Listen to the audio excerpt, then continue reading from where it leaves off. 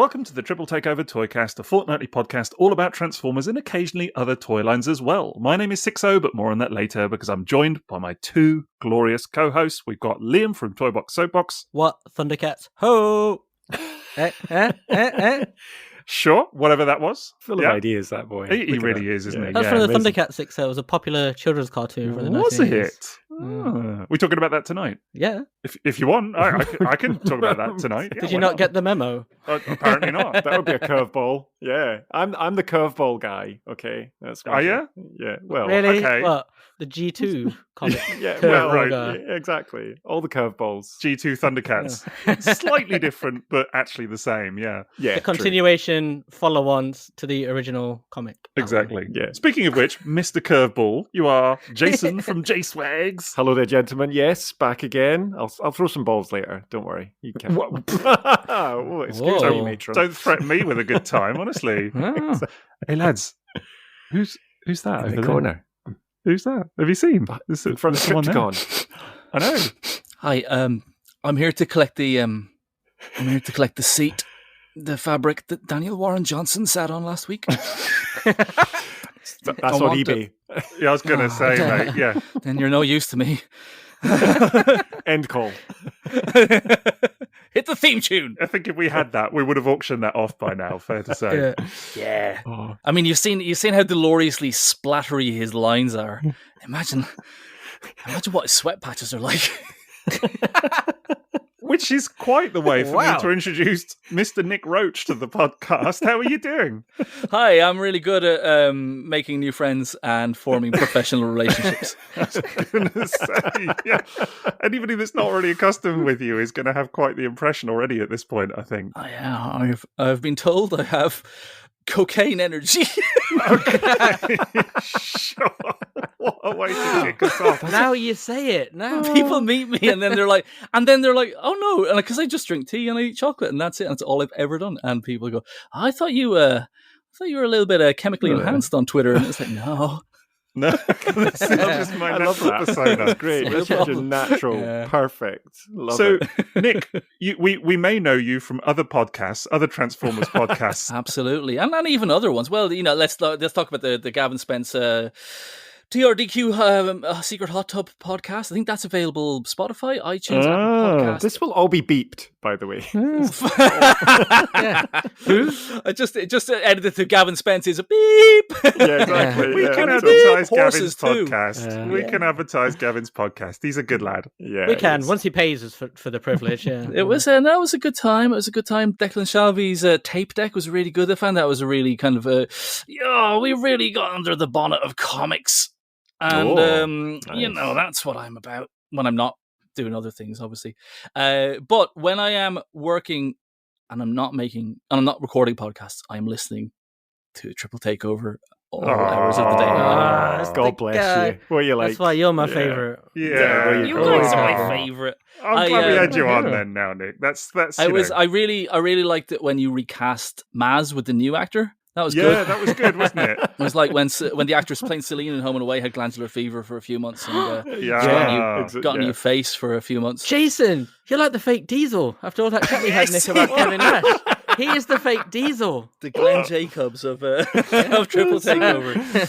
We thought about just not saying anything and still pretending it was Maz and seeing if anybody would notice. But then when we got someone with a Scottish accent, we were like... Giveaway. I know. Yeah, totally. But I mean, that you only notice it if you're kind of from this part of the world. I think everyone else assumes that the four of us have the same accent, guys. That's true. Yes. Maybe people haven't actually worked out yet that you're not Maz on just for a guest appearance now. I don't know. Yeah, well, we did have a patron who joined and was a big Maz fan, and then found out through the course of joining, going, he's gone. Oh no! And it was, we all knew, and it was the realization. I was like, that's sorry. I know. Yeah. And I was like, I'm still nice. Yeah, I know, but you're not. You're not playing up to the quilt making kind of demographic, though, true, Jason. Do you know what I mean? So I know all the lore. I know all the callbacks. Yeah. Ask me. Give me a Triple Takeover quiz about Triple Takeover, and I'll get it. Oh, that's what we should have done. Exactly. I would lose. We should have done that. I've actually never seen Jason try and charm a room full of quilters, so I don't know how he would be at it. I think he'd be all right. He could. I'm very charming. Any of you could. I genuinely think any of you could. I think, but everyone's got their own niche, don't they? So I think exactly. Well, I did find out for this year's TFN, from our good friend Ken that the salsa dancers are back this year, sharing the hotel with us as well. So you want a higher floor if you want to get a good night's sleep. We're all going to get pregnant. Yeah. I'm always disappointed that they don't just dance around the hotel. You know, like when you go for breakfast, like they're not just like salsering into the room and pouring the little orange juices and having the fried tomatoes. Would you join in with them, though, Liam? Yeah, gangster. That I would pay to see. Yeah, that's it. Did you imagine they get really annoyed at the breakfast when they have the tomato and realise it's not salsa? No.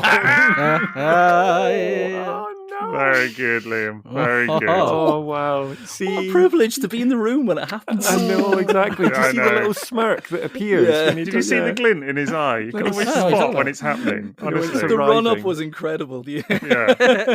Laying the tracks is all. Yes. Is that what it is? Me and Sixo, we have to build in those gaps just to let it's like, hang on, he's going to drop. He's working on something. He's working on something. He's cooking it. It's also tightly scripted as well, so you just know when to step back. Exactly. Oh yeah, totally. definitely. Absolutely. Yeah, this is professional podcasting. Let the Fonz do his bit. Yeah, exactly. I don't know how the others do it at all, but not like that Gav and his natural charisma. Exactly. You may find there's like a different tier of professionalism to this one. Yes, auto cues everywhere. That's what it is. I do love Gav. He's brilliant. Get me on your podcast, Gav.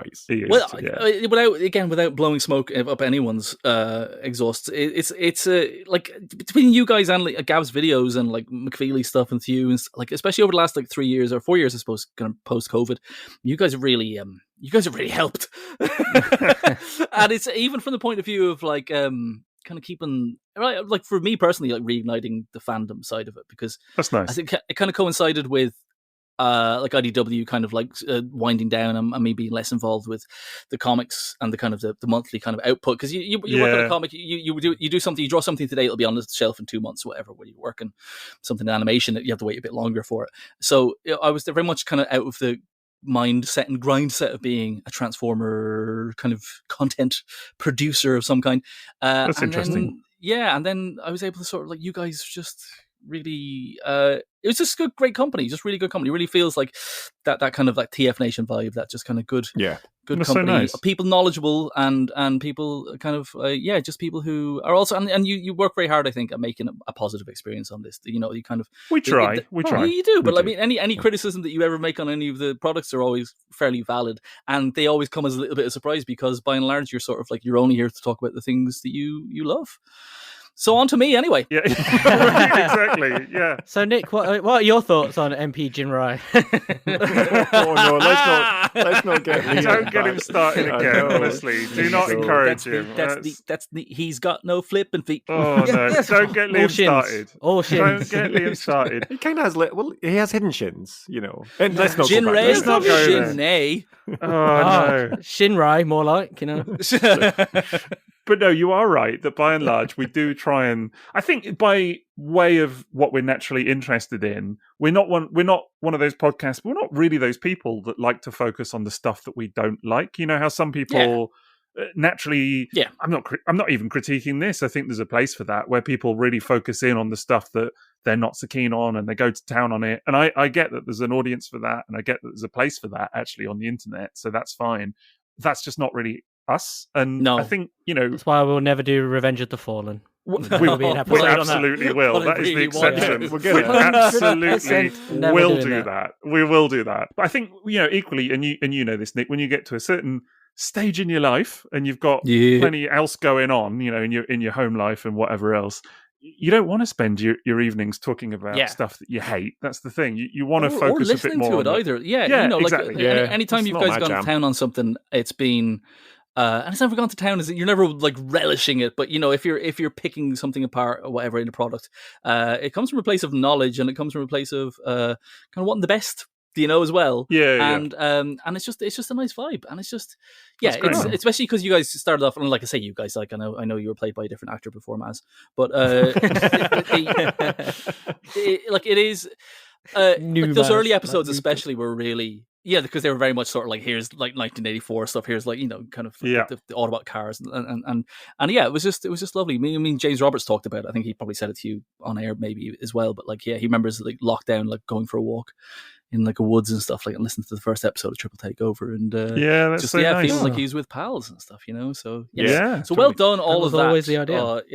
And 3 years later, we're still here. Still going. And just to clarify, if you've heard episode 80 and you've heard us refer to Nick a fair few times, I think, throughout the course of that episode, we may have mentioned your name more than once.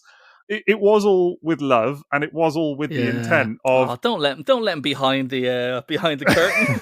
Right. Well, I think we've been talking about having you on for over a year. Definitely, like at least. But also because I'm such a fan, and I've said it to you guys, like, you know, in chats, I kind of didn't want to be on it. Like, that wasn't the problem. It was just schedules and stuff. But it was also sort of like, no, I don't want to be, you know, a member of a club that would have me as a member, you know, that sort of thing. Right. It's like I'd ruin the vibe, you know, and it would also be a bit fourth wall breaking for me as well. So. You don't want to see how the sausage is made. Yeah, not even that. But now this is an episode. This is 2 hours of content, or 3 hours probably. Let's be honest, that I won't be able to listen to because I'm on it. So you know, so you'll be surprised. You know, that's certainly Liam's rule. That's how Liam works. Is that, you know, listens back to the episodes he's on. I have no idea.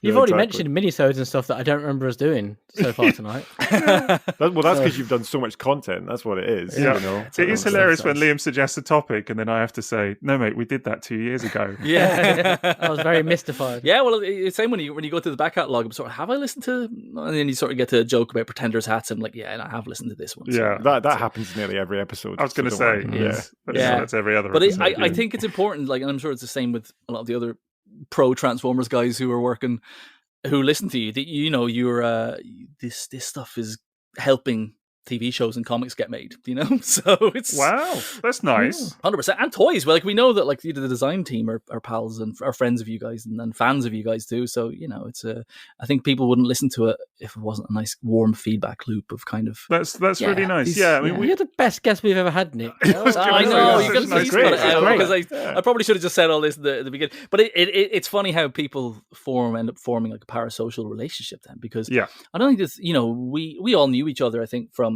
TF Nation, but I don't think we became friendly until I kind of started gushing at you guys through the through social media channels, really, you know. And then I'm just happy to see you guys every day. And it's just really weird. But I'm so used to seeing all three of your usernames, like, you know, like Soapbox and Sixo and that's so interesting. No, but like their names. Sorry, Jason, I'm sorry. Yeah, like it's all names that we're all familiar with each other's faces and names from being online for years. Yeah, but it's funny. We do joke about this for Maz though, in that whenever we Google something, it comes up with TF Square 1 as like the kind of main bit. And I think I've said it to some of you. Maybe you weren't in the chat at the time, Jason, but when we get sent stuff on Earthspark for the reference boards, it's always like Sixo TF and Toybox and TF Square 1 in the corners of all the the that's reference. Hilarious. Yeah, and part of me is sort of like, because you don't need to send me stuff, guys. I know what these guys look like. And then I'm like, Triple Takeover. But it's funny that it's like you're you know, the three of you, like the three OGs and stuff, and like the Jason as well. You've infiltrated the that's so nice. The ecosystem. It is weird because it doesn't always feel like that, I think. I mean, it was weird. It's weird being more in touch with Hasbro and stuff like that. Like that's you know, that feels really strange at times. Like good strange, don't get me wrong. Yeah, of course. It's really good strange, but it's still, that is really odd. It was weird even, I mean, you mentioned him obviously, but like Daniel Warren Johnson, it was weird to find out that he knew like who we were and things like that. Oh, he shares, but he shares so much of the stuff that, you know, I've seen him share your stuff, obviously, Sixo. No, he's plugged in for sure. And well, this is it. Far more than I thought, actually. Far more than I thought. Like I figured, okay, he's obviously, he knows what he knows, he likes what he likes, sort of thing. Yeah. Totally. I knew he knew his stuff, but I figured that maybe he just kind of was on the periphery, but he is way more plugged into everything that's going on and like, you know, sort of up to date, as it were, than you might imagine, you know? Yeah, do you know, it does make sense because so it's funny, Nick, because I'm the same as you. You know, obviously I'm now in the show, which is very surreal for me. But when I was, you're doing a great job. I appreciate it. Thank you. We feel. I keep looking up, thinking, why does Maz look different? I feel bad for saying that now. So. But you know, I was listening to it. I moved to a very lovely place on a farm and was listening to the three OGs. and doing the same thing that you did, which was like, just kind of talking back to my Sonos about something. It's like, oh, you didn't talk about that. And then inevitably then Sixo would talk about it and be like, oh, okay, he did talk about it. Yeah. But it was great. It was so lovely. And it was just like, it brought TFN, it brought the pub, it brought all that into it as well. But I think for me, more than anything, it's because we're all of a similar age. We've all grown up with this, love it, and we're passionate about it. And we get to do stuff like this, which is just a absolute joy. Yeah, unfortunately, like for one corner of the fandom, and I first of all, I need to say that I think this show and those kind of other kind of videos and audio sort of products I was talking about, they're accessible to everyone. They're so inclusive, so welcoming. But we're definitely part of a. We're not getting any points for diversity in our demographic. Do you know what I mean? But in some ways. I was going to say it's a feature, not a flaw, but that sounds really sort of not inclusive at all. But I mean that, like, because I guess we're part of that early intake of Transformers fans, we were kind of there at the start of kind of the internet kind of forum era, and that's kind of where we're the silt that is now sort of settled here. That's probably why we're enjoying it in this kind of cozier way of fandom. I think that this not. I think so. Yeah, I've definitely noticed that, like, nowadays. I see there is like drama going on online sometimes. Oh yeah, I mean, if you look, I think Daniel said last week, if you look for the trash, you're going to find the trash. Well, this is it. Yeah, but that's the point. I find now more than ever, I'm able to just kind of look at it and go, "Oh, there's drama," and then just put my phone down and think, "I don't really want to need or want to be involved in that." Do you know what I mean? For sure. I find that much easier to do now than ever before, and it's so. I think, and again, it's maybe like an age thing or whatever, but you do kind of get to the stage where you're like, actually, my hobby time or whatever time I have for this is quite precious. So I don't want to spend it arguing with people or like, particularly not over toys. Well, this feels like I'm kind of getting a chance to interview you guys, but it is something I was wondering, is that like, because you guys are in some ways like you're professional fans. Do you know what I mean? That you kind of no, but like you're influencers. Sure. That's Sixo. That is a professional. Well, no, it is. But like Liam, like I'm seeing as much as your stuff comes through on the searches, and like that we get sent in work, and like you've got the three of you have got great eyes, and like Maz as well. Like you've got. I opened my Missing Link convoy over the weekend, so he's been in a box for 2.5 months, and I finally said like either I'm going to go on a shooting spree or I need to open a Transformer and chill the flip out. So wow. Glad you went with the Transformer. Anyway, I took to the tower. Good news. But it was really kind of important to me then what you guys. So I hadn't listened to the Missing Link episode, so I wanted to hear what you guys. So I listened to the Missing Link episode today, and it really kind of helped kind of augment the experience. I think That's good. You guys share it. But yeah, so I'm just wondering, like, do you find it? Do you find that you start to resent is the wrong word, but like it's when the hobby does become more than what it started for. What do you guys think about that and how you relate to Transformers these days? This is a funny one. I think there's a whole topic here actually it's quite in itself. I mean, in a nutshell, I think this is something that I don't want to speak on his behalf, obviously, but like if Maz was here, he'd give you a really interesting answer. I gather. He has struggled a little bit more with that element. I understand of it overtaking his life and that kind of stuff. And he's again, I don't want to speak on his behalf, but this is just he's quite open about I think a lot of long-term fans would probably have a glimpse of that themselves, where it's sort of like I've crossed the line. It's somehow just crept up on me, and like what was fun is now. This owns thing me a little bit more than I own it. Exactly. I'm beholden to it. Yeah, I've never really had that, to be honest. Not That's in cool. any like I don't want to be like check me out, but like it's just never really. I've got a do you know what I mean? Want to flex? I've got it sussed. I've worked it out. Yeah, exactly. This I've got guy the is formula perfect. down. I hate him. It's I don't know. Like there's definitely I'm definitely in a moment at the moment of thinking. Maybe I've got too many toys, and some need to go. Yeah, I am too. I think that's probably why I brought that up. But also, you guys are involved in putting out so much stuff that isn't your main source of income, or isn't your main. Yeah, I mean, you've got partners and kids and animals and stuff. Yeah. My point being is that is there a bit where you don't need to answer this on air, but it must be hard to not go sometimes. Well, got to fire up the podcast engine again. That's me every Monday, Nick. That's okay, but you know what? You need that, because if you can't go to work if there's not someone like that, you know what I mean? And it's like I'm having to turn off Street Fighter for this again. That's what it's like every Monday. Away from my console. You say turn it off, but I can see your hands working away under the screen here, Liam. That's not Street Fighter. That's oh yeah, he does have a controller as well. Literally. So I actually talked to my partner about this earlier. Because I was like, I don't know, how long have I been here, guys? I can't remember.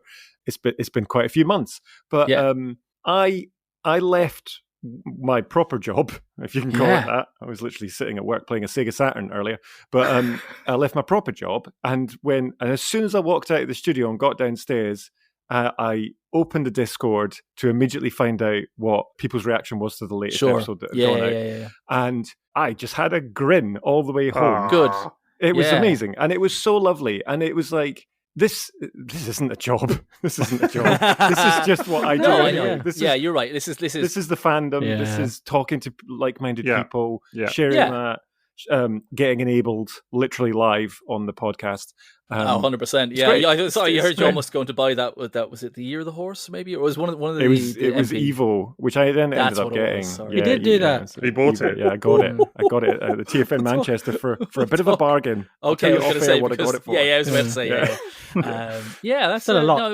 I'm very interested. Yeah, well, but there was a lot, and then there was a lot that Jason. So beautiful. It was worth it. It was worth it. That's always been the thing of doing this, though, isn't it? When it started, it was just a way to kind of hang out, on Monday nights. Very much so. Yeah, those guys. That was kind of the fun thing. So it was always a bit like being at your pub with your mates, wasn't it? That was always the vibe. So always look forward to it because it's nice to see that those guys as grinning faces, like Sixo and fake Maz. But fake Maz. Jason lights up my Monday every week now. But the Discord, I haven't partaken of the Discord just purely because I'm afraid it's going to be another. Just another tab open in my brain a little bit. You know what I mean? Sure. But you can tell by the way you guys talk about it on air that it's sort of like, no, it is popping. It is.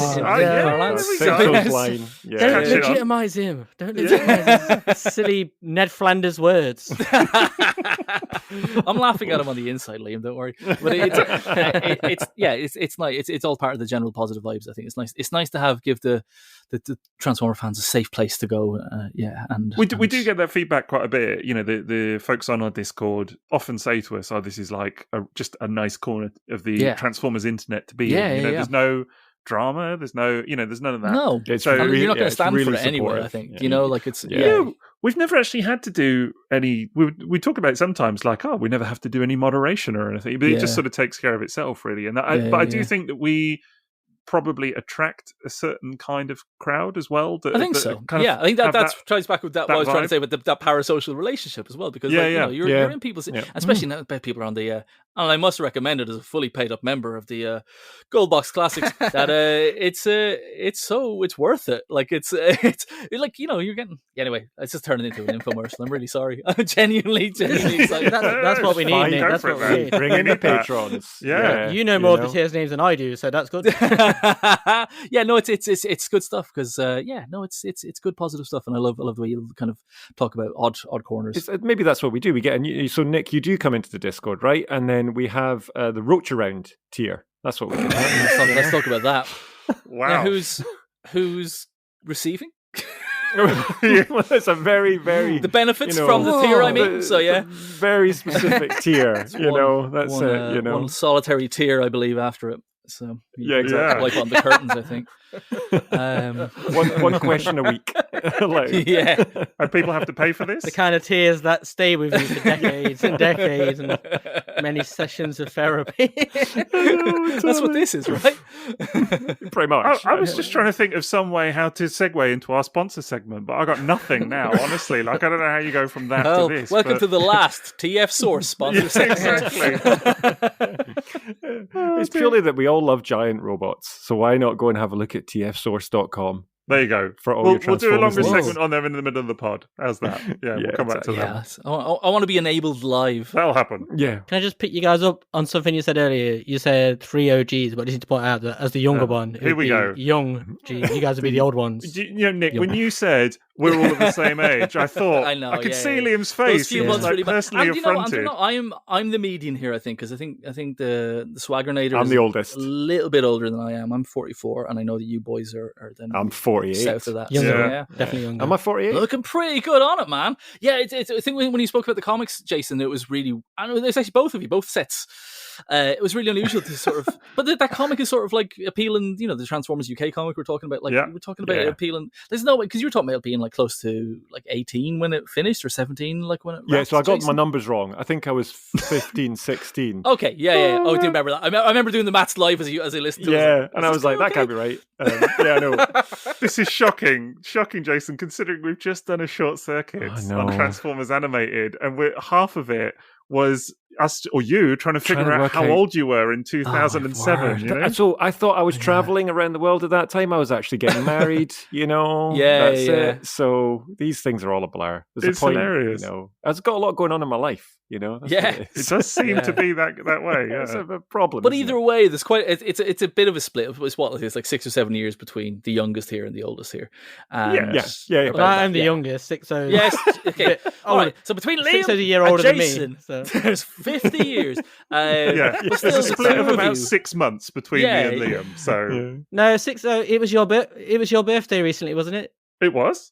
So you're now a year older than me. So every episode, honestly, you can't let it go. My wife's just had a birthday now, so she's the same number of years I am now, but she hates it. Right. Oh, that's it. The same. It counts in Liam's world anyway. Yeah, but my point being, Transformers UK was a good comic to nobody's surprise that it could hold the interest of a 10-year-old and a 15-year-old. Yeah. There you go. Yeah. So I've not actually mentioned this to the Discord a lot, but they're going to hear it now because Dog Lunch UK is doing an amazing thread on our Discord for the UK comic. But I actually wrote a letter into the UK comic just before it was going to finish, and I was like, I'm 15 years old and this really cool comic and all this stuff, and I've still got the issue. So when that issue pops up, I'll be like, look at the letters page, there I am. And I knew this actually. I think I've tweeted about it before. Yeah. But I think I don't obviously didn't know it was you, but maybe I saw the tweet. But I do remember that letter because I remember going because I was 12. Just about to turn 12, and it was very much like, God damn it, why is this ending? Because we grew up with this, spoilers. And like, it's totally. and it's for. I think I remember it. It's what I remember reading it, and so you were the one that basically heralded the doom of the comic. I was just like, this really cool comic. I hate to break it to all the readers, but this really cool comic is coming to an end. Definitely, you don't forget that. It was like, sorry, team. I know. That's why he has to bring the vibes now, is to make up for all this misery. Ever since then, he's been roaming the earth to try and sort of restore to make the good vibes. The vibes, exactly. Jason, I was 10 years old when I read that. Sorry, it broke my heart. That was the day I became a man. That's why we're all overcompensating by just buying every G1 Transformer possible ever. That's what we're doing to recover from my fault. So many more since I started listening to this show. I swear to God. Totally. I didn't have a boxed Transformers problem until 2020. Well, just wait and see what actually being on the podcast does to you. That's the thing, because I can tell you, I didn't have a vinyl tech collection before this. Let's put it that way. Yeah. So that's a good did, but you'd sold it, didn't you? Yeah. It was long gone. Obviously. And then it returned en masse. That's the problem. Going back to what Nick was saying a minute ago, though, that was definitely a highlight for me. Listening to you three, OG3, realizing that you were OG2, YG2. The O stands for original, Liam. Yeah, come on. I know, not old. I thought you it's all right. Come on. But when you were rebuying everything, it was so funny as you realized as you were chatting going, we're going to rebuy all this, aren't we? And then it was just this constant I bought Starcom stuff because of Liam. I think it's some new that's a good thing to buy. Nice. Oh, lovely. Nice. So it's one of my kids have left it this handy, so but it's Nick, speaking of which, I have a suitcase full of junk Starcom stuff that somebody gave me, if you would like it. Oh, what a sales pitch that was. Junk. God, it's all in various bad states, but I remember you bought like a lot of them, didn't you? Like a whole bunch of. I ended up getting a lot of those very small. Yeah, they were knackered, and then it turned out my then 7-year-old might be a savant because he just pulled it apart and repaired it, and he certainly doesn't get it from me. Wow. So, it's interesting. Yeah, I mean that's cool. Yeah, he does try to eat his own shoelaces, but god damn, he's handy with a knackered Starcom. So swings and roundabouts, let's talk, Liam. Let's talk. This, the suitcase under your mum and dad's bed that you were never supposed to look at because your retinas were burned at the first time you saw it. So it's kind of, my one was just full of Starcom. So it's the same noises that comes out of the suitcase. Yeah. Oh my god, I love it. Yeah. What's this? We said we were going to talk about Earthspark, didn't we? We're somehow it's out. It's back next week. Anyway, let's talk about Triple Takeover. We can talk about whatever you want. I don't mind. Clearly, we can. That's the part of the problem. Yeah, I'm here to bang the Earthspark drum. I'm going to fess up that I've not seen it, and I wasn't. Yeah, we discovered watch this. It. We discovered this. That's okay. Yeah, that's I don't know. I wasn't getting remarried. I was getting divorced. Oh yeah. God, there's always something going on with you, Jake. The married, the drama, all the drama. So your status is forever changing. It's like a rub square in the heat. It's that's what I describe your romantic entanglements. Don't worry about it. Not everybody has the time to watch it, Jason. So so the funny thing was, I talked to my son and went, "Can we watch this new cartoon?" And he looked at me and went, "I want to watch Horrible Histories," which I hate. And I was, you hate Horrible Histories? Wow. I find it too disturbing. I find it horrible. I find it too much. Big hater energy there again. I know it was, wasn't it? Yeah, I've enjoyed it because it's very, very much been like my kids' gateway kind of into kind of like UK comedy. Do you know? Like it's because it's got all the sensibilities and stuff that I like. Yeah, it's got like it's very Blackaddery and Monty Python-y and a bit Simpsons-y, and then obviously leads on to things like ghosts and stuff which they love. But my 11-year-old daughter was telling me today about a thing called the Blood Eagle.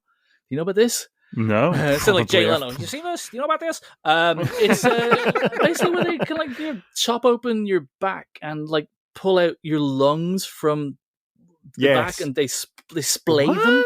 Yeah, and this I was like, Matilda was asking me. My daughter was telling me this. You can leave her name in. She doesn't like Transformers anymore, so let's dox her. She was explaining this to me, and she's like, "Do you know about the Blood Eagle?" And so, where did you hear this from? Assuming that maybe she'd been. So I don't know. She's 11, so God knows. Her friends could have been. I saw it on CBBC at 5:45. So which is just before Earthspark. Yeah, there we go. I just have to watch those on repeat and get traumatized. But I am aware, and as you know, I recommended one of the figures to a wee granny. Oh man, it made my day hearing that. I made my day hearing that. A fellow wee granny, wasn't it? Oh yeah, because she did turn to me. Oh yeah, say, "Have you got a grandson?" And I was, oh my goodness, so offended. Outrageous. What is it like for you, Nick, seeing toys based on characters you've designed in a shop for the first time? What kind of Does it ever get old, or is it exciting every single time you're in Tesco or somewhere? It's still really exciting. It's still really exciting. It's lovely. And it's like obviously knew it was going to be part of the deal when you're going to design the new TV show, the robots for the new TV show. So it's I think they make toys out of this cartoon. It's mental. And it's my family are adorable about it as well. That like any combination of them they really are. They always go, look. It's yours, so it's brilliant. It's cool. You self-sign them. Cool. You just go around graffitiing each one and put it. I made this. My wife has started wondering whether I signed, remarked of my old toys would sell anything, even the ones I had nothing to do with. Like energy. Right. Yeah. Totally. Like, just something you once owned. Yeah. Take ownership of G1 Prime. That's I invented it. It's not actually a new thing for you, is it? Because you've had like Thrilling 30 Sandstorm and stuff like that before. That was based on your design. There he is. Tailgate, of course. I very rarely sit at this part of the house because it's god awful. But it's got the best signal, it turns out. But maybe you can see behind me. Just this is kind of. I can see the knocked over Diabat ores. Someone has killed Diabat. Don't tell Maz. My He's little boy twitching loves right him, now. so he plays it. So this is my Guzzle, my Magnus. You've got Jetfire there as well. Jetfire, yes. That was just happened to be a 40th birthday present, not one I designed. But yeah, it's the that's nice Jetfire. So it's I've got a little shelf of the toys that I kind of designed. So but that makes it sound like that's great. Look at my bookshelf full of this. Yeah, of course you do. That's what I would do. It's incredible. It's incredible. It's so cool. I know you get it. It's lovely. Am I right in thinking? So the first one was Springer, wasn't it? But it started as Sandstorm. Was that right? It's a really weird way around it. So back in 2011, actually, I think I was on board to do with Hasbro they had me doing some in-house stuff. And one of them was a detritus that never kind of came to light. There's other stuff for like other toy ranges that just like complete spec new toy ranges that like never passed the concept stage. That was a lot of fun to do. There was a lot of stuff done on Star Seekers that kind of like, so I would have done concepts on Star Seeker characters that those designs never made it out, but they were the springboard for the next kind of round of designs or whatever.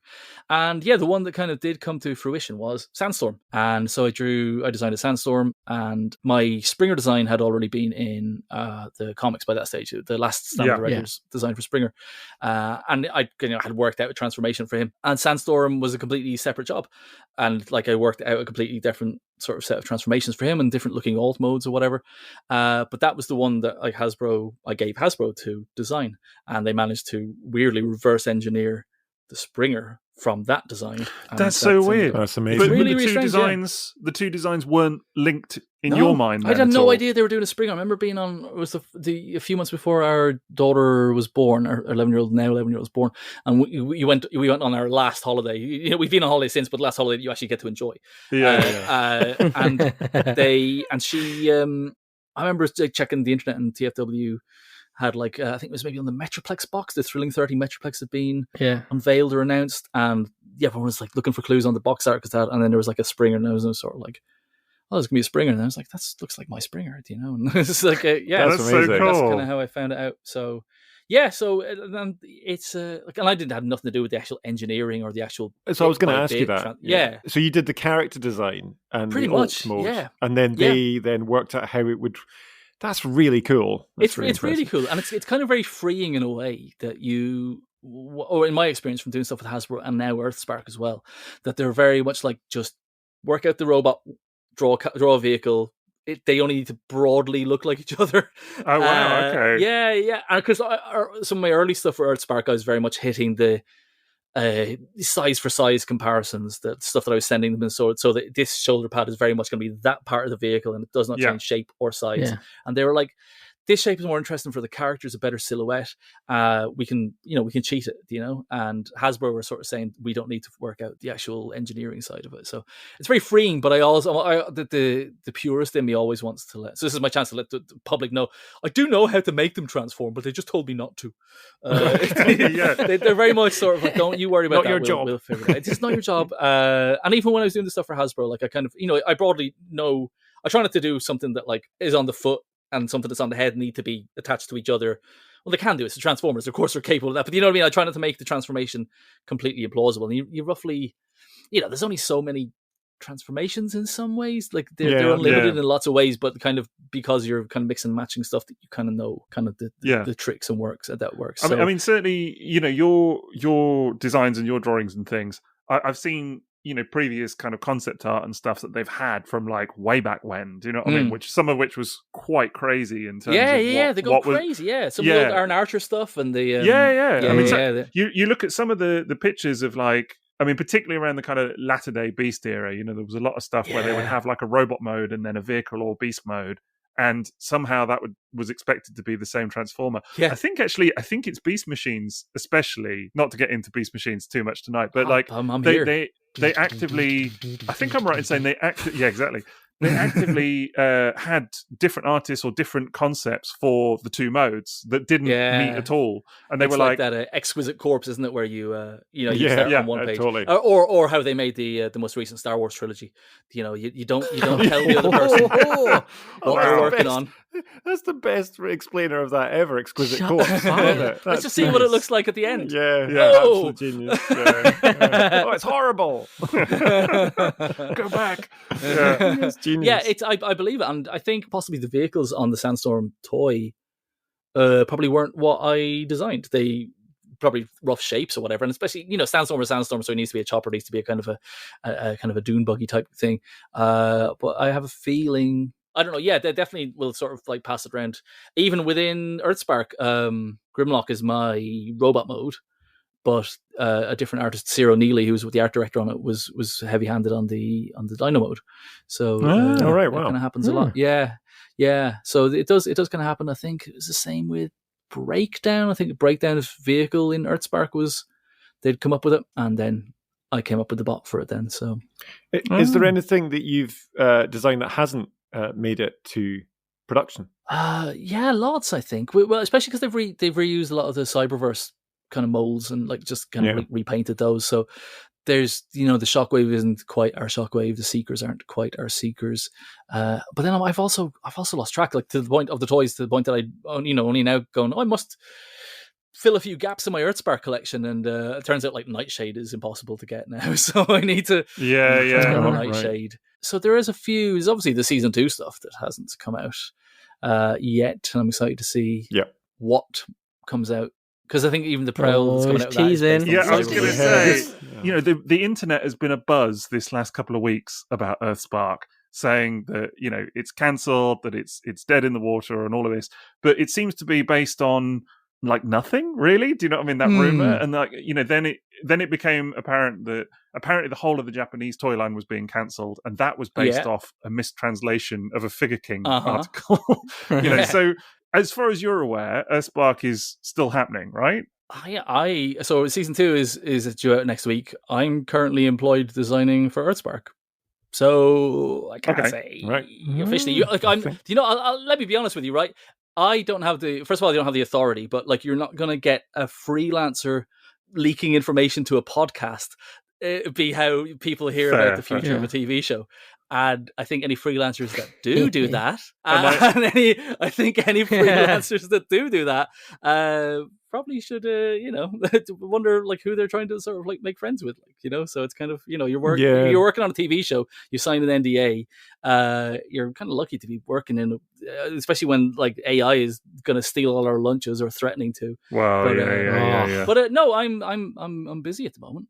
If we had stayed where we were earlier on when we started this call, you might have seen something on my sketchpad, but luckily we moved on, so you can't have seen it on sketchpad. Spoilers. So yeah, it's it does have a spoiler. Does it? Oh, really? I know you can't say too much, but are we on for some exciting stuff in season 2? Yeah. Is there some? Yes.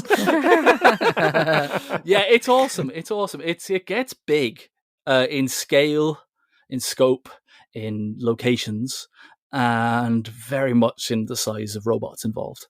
It's really like, and it still maintains the kind of the family side of it, which I really love. The fact that it's a family show by being aimed at literally 2 sort of generations, 2 kind of tiers of viewer at the same time, without talking down to either of them. I think that's the best. All the Transformers media that sticks around is the stuff that does not talk down to its audience or is cloying. I remember being so skeptical about Rescue Bots. And I didn't have any kids of Rescue Bots' age. Rescue Bots is amazing, isn't it? Like, it's so good. It's so great, isn't it? Yeah. Best theme tune, best Transformers theme tune. It is. It always reminded me of a sort of a kind of a peril of the week, like 1980s, like kind of vehicle action show. Do you know what I mean? If totally. If they had the budget for that in like 1984, that would kick Knight Rider's ass. Like it's just a little small town full of families, a little family that helps robots. But that's enough about Rescue Bots. Earthspark is where it's at. Earthspark for now. Totally. So it's the usual sort of thing, and I hate it when people do. Oh, I can't tell you, but unfortunately I can't tell. But it's not long to go now. It's like June 7th, I think, is when. And by the time this goes out, so I'm not sure when this episode goes out. So it may already be out. In which case, but we know the Prowl is in it. Prowl has showed up in as a toy or in solicits. There's another character called Aftermath, who I didn't design. I think Angelo Villar designed them, and it's such a good. Do you know what? The Cosmos is in it. I think we know that. Maybe we don't. I didn't know. let me double check that before we include that. But it's sure. I thought that was out, but they're designed by an artist called Esther Wu, and some of the designers on the team aren't quote unquote Transformers artists. They're character designers. They're animation character designers. Oh, right, and cool. I love seeing the stuff that they bring out, and it gives me proper imposter syndrome, because I'm sort of like, because they brought me on, and it's very much like, hey, you know how to design a Transformer, you have familiarity with the characters, and I'm like, yeah, I do, but also look what you can do without me. So I feel very, very, very jammy, very lucky. How did you come to it, Nick? Was it through Hasbro, or was it through IDW, or how did it kind of? I got a weird email from a guy called Ant W about 4 years ago, and it was middle of COVID, and things were dicey. At the time, I was working on Scarenhood, my creator-owned book, and it was solicited and ready to go, but then COVID happened, and it meant that it was no longer solicited, and it meant that a project I was already doing for free, because you don't get paid on a creator-owned book until it starts making money. Yeah, it was looking like it's gonna be longer and further away before any revenue came in from that. I got a message on Twitter in July that year, and it was like, "Hey, dude, love your stuff. I was just wondering, do you have any availability later on in the year?" And I clicked on Ant W's profile, and he was a director at Nickelodeon, had worked on the Rise of the Ninja Turtles, and had worked on the 2012 Ninja Turtles as well, I think. And the best Ninja Turtles.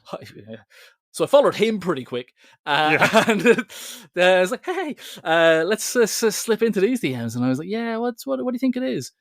What are you thinking of?" He goes, "Oh, I might have a job for you. I'll swing back in September, and we'll have a chat then." I was like, "Okay," and so it kind of left me hanging. I didn't feel kind of brave enough to sort of go, "What exactly? What is this?"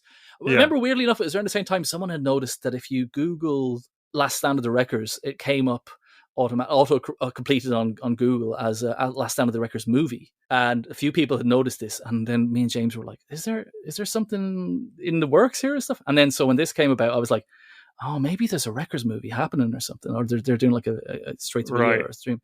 And it wasn't. It was Earthspark, then called Homeworld. Transformers Homeworld. Didn't know that. Yeah, and it was an Ant quickly got on to me and let me know what it was about, and we set up a meeting with he and the Angelo Villar was the art director on the first chunk of that show of the season 1. And they said, as far as I know, I actually don't know the direct line here, they had been using my stuff inadvertently. They had, I think, discovered that they were using my stuff on the mood board, the more and more stuff that they were being drawn to from the comics that they wanted to emulate. They've realized, oh, hang on, this is all mostly done by one guy. And then the style that they were looking for. And then they're like, well, instead of trying to draw in his style, why don't we just ask him to come and do it? That's amazing. That's so cool. Completely incredible. It's like, I talk about being on here as like winning the competition, but like that was like a decent second prize, it was magic. And then it's just completely changed my life, really, and it's a that's amazing, because being able to work on comics kind of on the side as well. Or like I discovered that the reason why TV is TV is a seasonal job, and that's why they call it seasons, because there's downtime between when you're waiting for one season to pick up and go. So I've been able to do comics kind of here and there as well, but otherwise it's been close to 4 years and counting of employment. And it's been like, it's just, for someone who works in comics, it's unusual to have like a little bit of being able to touch the bottom of the pool, like it's like just in cool. as far as not necessarily financially, but just in as much as what you're doing next month, and what you're doing next month is X amount of hours, no more. Because comics is like, you work until the page is filled up. Whereas, they're very much like, no, you have to use on your 40 hours, you hand in your invoice and don't come back till next week. So it's that's interesting. And I get it from a time of life point of view, they came at a good time too, So I think I remember when we first met, when I went to my first TFN, we were chatting, and then I mentioned that I did animation. And am I right in remembering that your sister did animation? Yes, that's right. Yeah, my sister. She was involved in brown bag animation for years. Yeah, exactly. So I know brown bag really well, just from friends that are there and stuff like that. Of course. I remember you telling me that, chatting to friends, and everybody, it's that one degree of separation where everybody knows everyone else. But then when you got this gig, then did you immediately call your sister and go, guess what? I did. Well, I did because she was she's really good. So my sister she's very, very, very, very creative, but she's not an artist in like the visual sense that she's not an on-screen talent. She works in production, but she's between herself and my wife, they're like my brain trust when it comes to like writing stories. Like I run every pitch or plot by them, because they're really good at knowing what works, and they're really good at telling me this doesn't work. I listen to them as well. Like, look, like my sister has the professional point of view, and my wife just has the blunt point of view, and they're both pretty much trustworthy. God, that's amazing. It is. I'm very, very lucky. And so I went to my sister to talk like the business side of it. So kind of when I was being offered rates and stuff, she was like, ask for more, Right, wow. and even stuff like, because the imposter syndrome is kind of strong Still is, but like I very much because I hadn't studied anything in animation. I loved animation, and I like to think that my Transformer stuff in the comics were definitely influenced by animation and by kind of trying to find nice, pleasing shapes that suited the figures that I got to design myself. And something about the proportions of the characters that I designed would tell you something about the character. If you look at the Lost, like the More Than Meets the Eye cast, that like that kind of big print I did years ago was stuff. I think that print I feel like is what got me the job, to be honest, with Earthspark. But like Rodimus kind of is spiky and kind of almost looks like flames. Do you know what I mean? He's sharp, and Magnus is like like a brick house, and it's like all this sort of stuff. Yeah, like Tailgate is so delicate, and all these things. And yeah, it's So I was always had imposter syndrome, but like I was always able to sort of say if I felt like my output wasn't strong enough or quick enough, I could sort of talk to my sister and sort of say, I think I'm muffing this one up. And she's like, I assure you, you're not. And I'm like, how do you know that? And like, because they haven't told you, do you know? And it's like, you get told, you get telt. And I wasn't being telt. So it's a hard industry that as well. It is, absolutely. Yeah. And we got, and I it definitely is. And it's weird, but I'm very much a cog in the machine. That sounds really bad, but I'm the Transformer cog. I'm the T cog in this machine because I'm the primary Transformer designer for the show. But I haven't been asked to do any of the organic characters. That's not true. I haven't been asked to do any human characters. Okay. Interesting. It'll be out by now. And so I don't often see what the rest of the show is kind of doing until it's kind of done, do you know? So it's there's a little bit of that kind of totally, because they're massive, aren't they? Productions, it's just like massive, such a huge team. It's international totally. as well, and it's international, and it's that like, sort of kind of aircraft carrier sense of like it's not going to turn around to kind of show Nick, oh, here's the roughs from last week, or here's the rough cut. It has to keep going because it's got to get that deadline where it gets out the door. Of course, but they've been so nurturing and so kind to me, because also I'm dealing with people who are predominantly younger than me as well, who've come out the door screaming, and there are people who've grown up like working digital all their lives. Like I've had to convert to working digital for the workflow for animation. Like I still do all my comics traditionally because I just am faster that way, but obviously it helps to have a kind of a dynamic sort of work sort of space that you can sort of share a PSD with, and they can kind of do drawovers and send it back to you and that sort of thing. Yeah. But it just feels like I'm given a free animation course, really, or a character design course. Do you have to do like character turnarounds and stuff like that? Are you doing like the full? Yeah. Oh, I love those. They're great fun. They are amazing. I confess that they tickle my brain less the further into it as they go. So the concept stuff is where I'm really strong, and I love to kind of just finessing the shapes of it for the 3/4 turns, and then kind of once it kind of becomes, which I can do, but the tech drawing side of it, you're definitely not being as sort of stimulated. I'm not anyway, but it's at the same time, I'm happy as a human being doing it, and I'm happy that human being is me. So it's so I do the turns. I think early days, I can't remember. I've got a funny feeling that I didn't start doing turnarounds. I think they were very much like, no, just see what you can do and we'll work from it. And then I think as I bought a bit of trust and a bit of stability, they were sort of like, okay, now we need you to do the turns, So that's cool. And that was great. That's great, though, because that's the reference for the animators, and then that's and creating all that stuff as well. It's fun. That's superb. Do I'm going to say, Nick, as I do, I chat to a lot of creatives, and imposter syndrome is everything that we get, right? Yeah. But I talked to someone recently, and they were talking about the fact that imposter syndrome, when you actually reframe it, it's because you're pushing yourself to do something that you're not usually doing. So you're out of your depth. So imposter syndrome is actually a good thing, because you're going for it. You're actually trying something new, and you're not kind of, as a creative, you're always doing that, aren't you? You're always kind of pushing as well. And it's good to recognize it at the same time. It means true. that you're progressing and doing more. Yeah, for sure. Good on you. That's great. A clip. Oh, thanks, Chase. There's a clip of David Bowie from before he died, of him talking about that and about how you should be. I mentioned it as well. You should feel like you're just out of your depth. You think your toes can touch the bottom, but you still need to keep your head up, because you always need to be and that's part of it too. And then in a similar sort of thing as well, like the bad parents never worry that they're being bad parents, and so it all feels like the imposter syndrome ties in with the same sort of thing. Absolutely, hopefully that's relatable. That's very relatable. Yeah, so it's just that sort of thing. Yeah, you want to do a good job by yourself, but I feel like I always feel like I want to impress the guys on the team. So Jermaine Jose and Jeff Chosen are the art directors at the moment, and God, they're so good.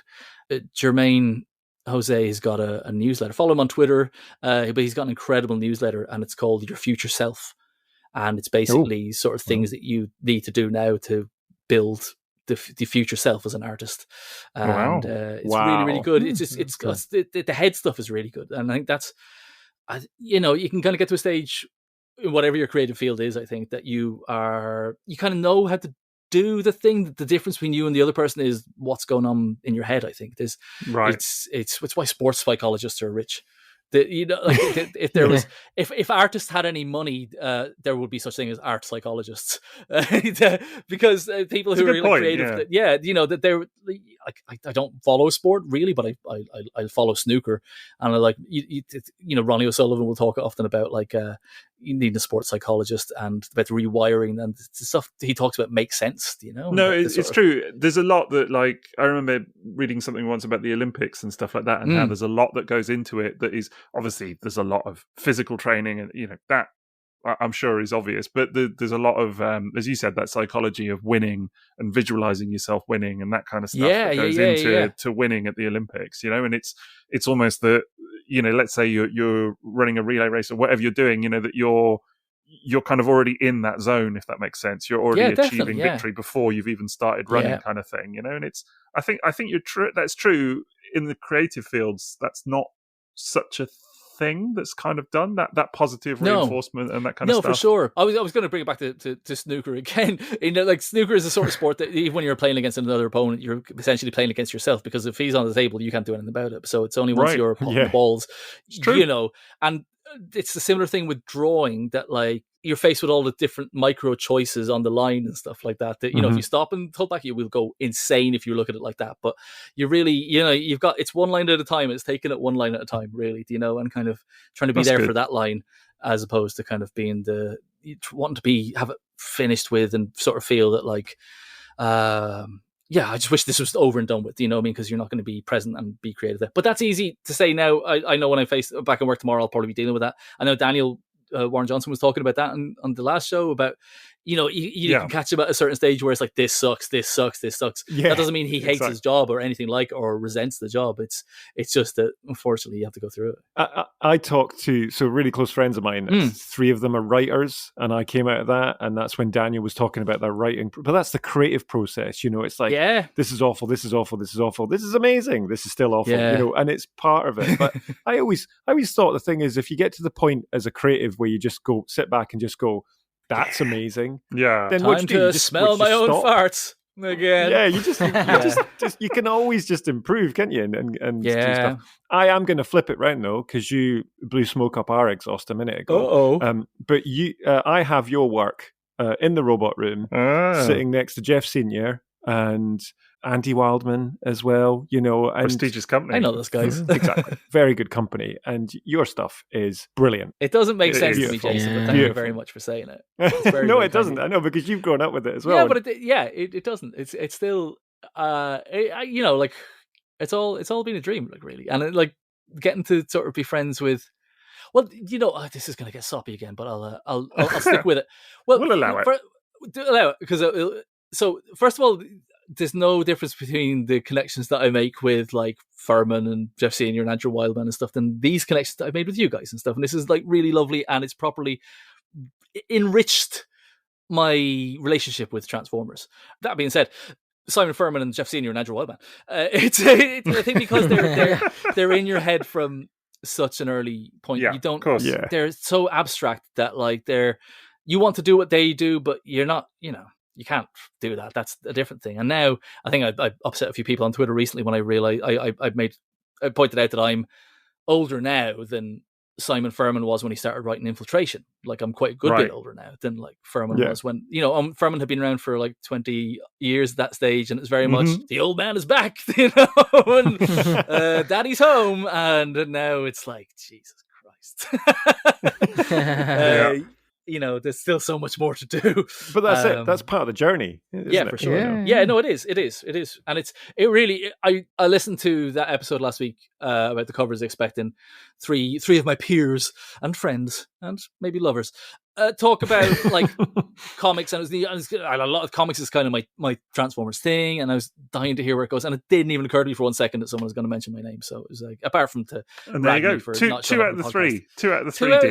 Yeah, it's a good stat, So like, I don't know how we, like, if that's what it takes to get the Tories out, it's there we go. That's it.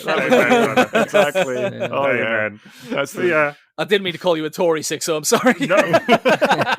Please don't. Otherwise, we're about to have a very different I can podcast. See it. The mentions have been increasing through the episodes. So it's really funny. It's sort of 14 years. Just about done with it at this stage. You know what, guys? I've had my fill of these guys. Yeah, exactly. Yeah, why don't they just all off? Yeah, let's put it that way. Whoa! Nice. I didn't know we were going to be blowing minds here. I know, right? It's funny when Nick's talking about like Simon Furman and that, and I was like, that was like how I felt when I first met Nick, and I was like, Nick just said my name. I was like, this was like the most. I said to someone at work, my friend, I was like, this is the most amazing thing that's ever happened. Look at this email I got from Nick Roche. Yeah, the longest queue at the tables. That's so true. It's always Nick. And I think, Nick, you have to appreciate, and I'm sure you don't feel like this, but you have to appreciate that there are a great deal of people that go to TFN, for example, and see you in the bar and things like this, and they'll be like, "Oh my god, it's Nick Roche." Do you know what I mean? And like that, that was have me. That. Yeah, right. Yeah. And me. Yeah. When I was talking to him. but like that, the mystique does ebb away after a while. So that's just the beer, That's true. No, I think there was a point. I think 2016 felt like it might have been the most intense moment. It was kind of like the more than meets the eye, kind of which I was kind of brought along in the wake of, really, because I was going to draw it. The series, and then I was like, I think I could draw any more robots for now. I was very much sort of like, I wanted to kind of go and work for Marvel, and it was becoming more and more clear that at that stage you could not get arrested if you were a Transformers artist. And if I wanted to kind of do more work, now it's the other way around. But it's like I wanted to do more work, and I remember sort of like trying to step back away from more ECI so I could try and work on my portfolio and trying to get some of my own stuff up and running and try and get some Marvel work. And it took ages, but because I had done that first issue, and because I had done covers and stuff, I got to be part of this juggernaut of more than ECI, so it was it was wonderful. But you sort of started all of this, Nick, with the records, didn't you? That's where all of this really springs from. That's kind of the catalyst. Let's be honest. All of those good comics that we got, all of these characterizations, and I think people sort of forget what the comics were like before that. You said some very nice things about the Cup Spotlight last week, Liam, and I probably should say that off air, but so it doesn't turn into no, I love you more. But it that really meant a lot that, like you said, those things about it, because it was my first go around that Cup Spotlight. It was my first ever professional story that I'd written, and annoyingly, not that I agree with everything you said or the way you said it, but I think it might be the best thing I ever did, and it was the first thing I did. It was so good.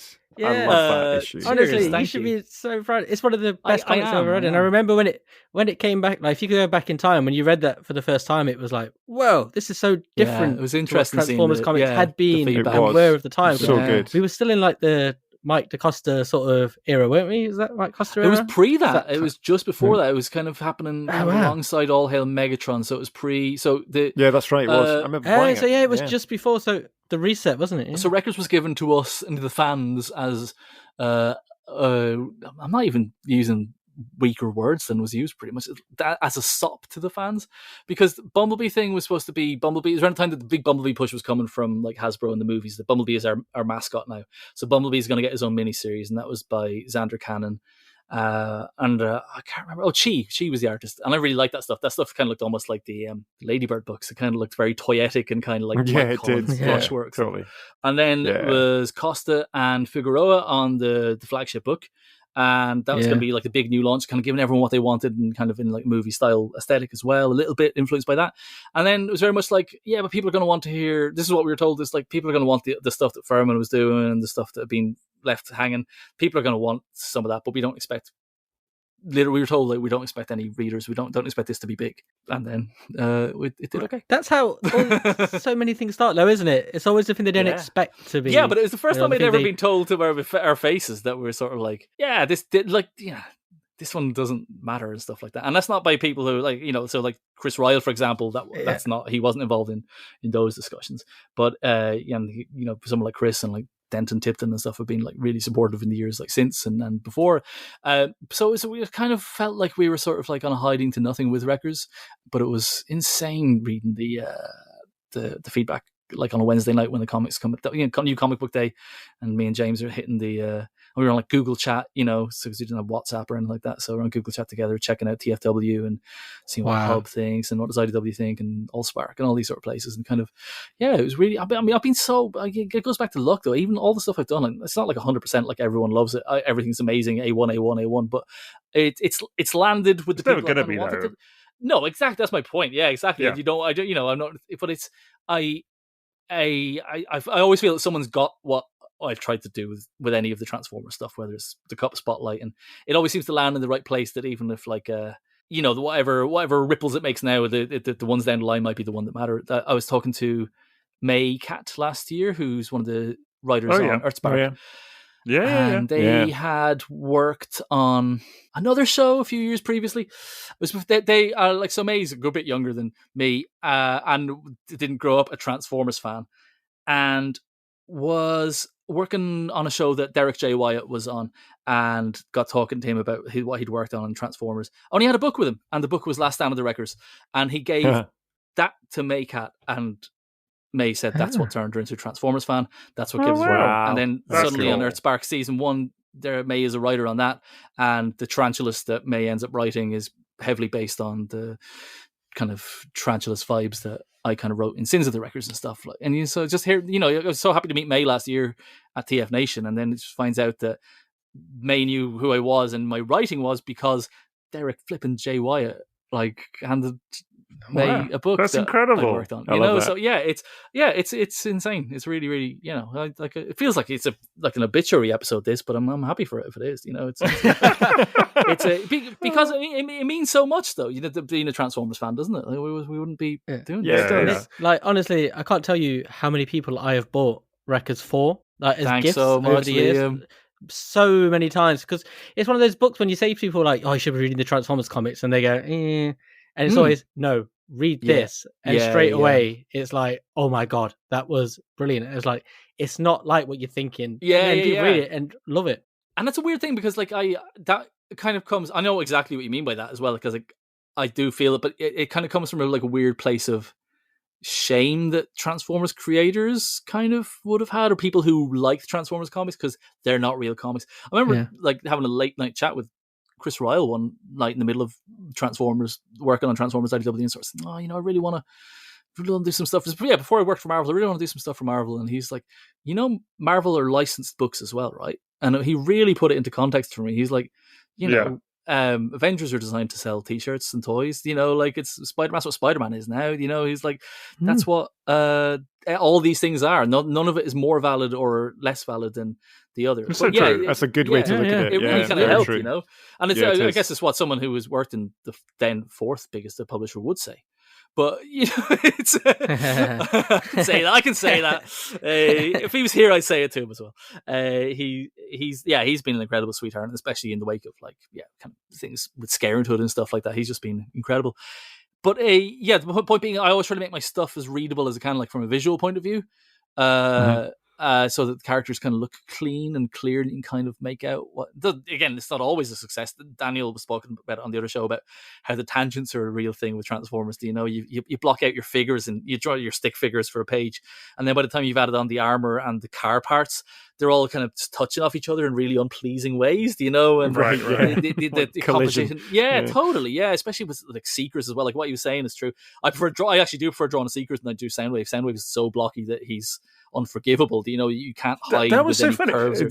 Yeah. I was surprised. sort of, yes, Daniel, yes, you're right. I heard him say that, and I was like, I genuinely assumed that Soundwave would be not one of the easier ones, but like he's just a humanoid shape. It's because right? there's nowhere to hide on it that you can't. Right. Like, if it's imperfect, it's really imperfect. It's kind, you know, if you try to draw a Simpsons character or Garfield, those things are always so unmodeled. If you try to draw them, if there's anything a little bit off, it'll seem completely imbalanced. And it feels like Soundwave is always a little bit so you're trying to give a little bit of pull it towards you and make it your style, but you know, sometimes that you lose the sound waviness about it, whereas something like Starscream or Prime, you've got loads of places to kind of insert yourself, kind of exaggerate certain parts of it. Excellent choice of words. I mean, yes, that's what I meant. Sixo, yes. Yeah. So yeah, it's interesting. So yeah, and it makes it sound like she's got a head injury, but like I always try and write Transformers comics that my wife could read because she doesn't like Transformers, you know. But if she can read and follow it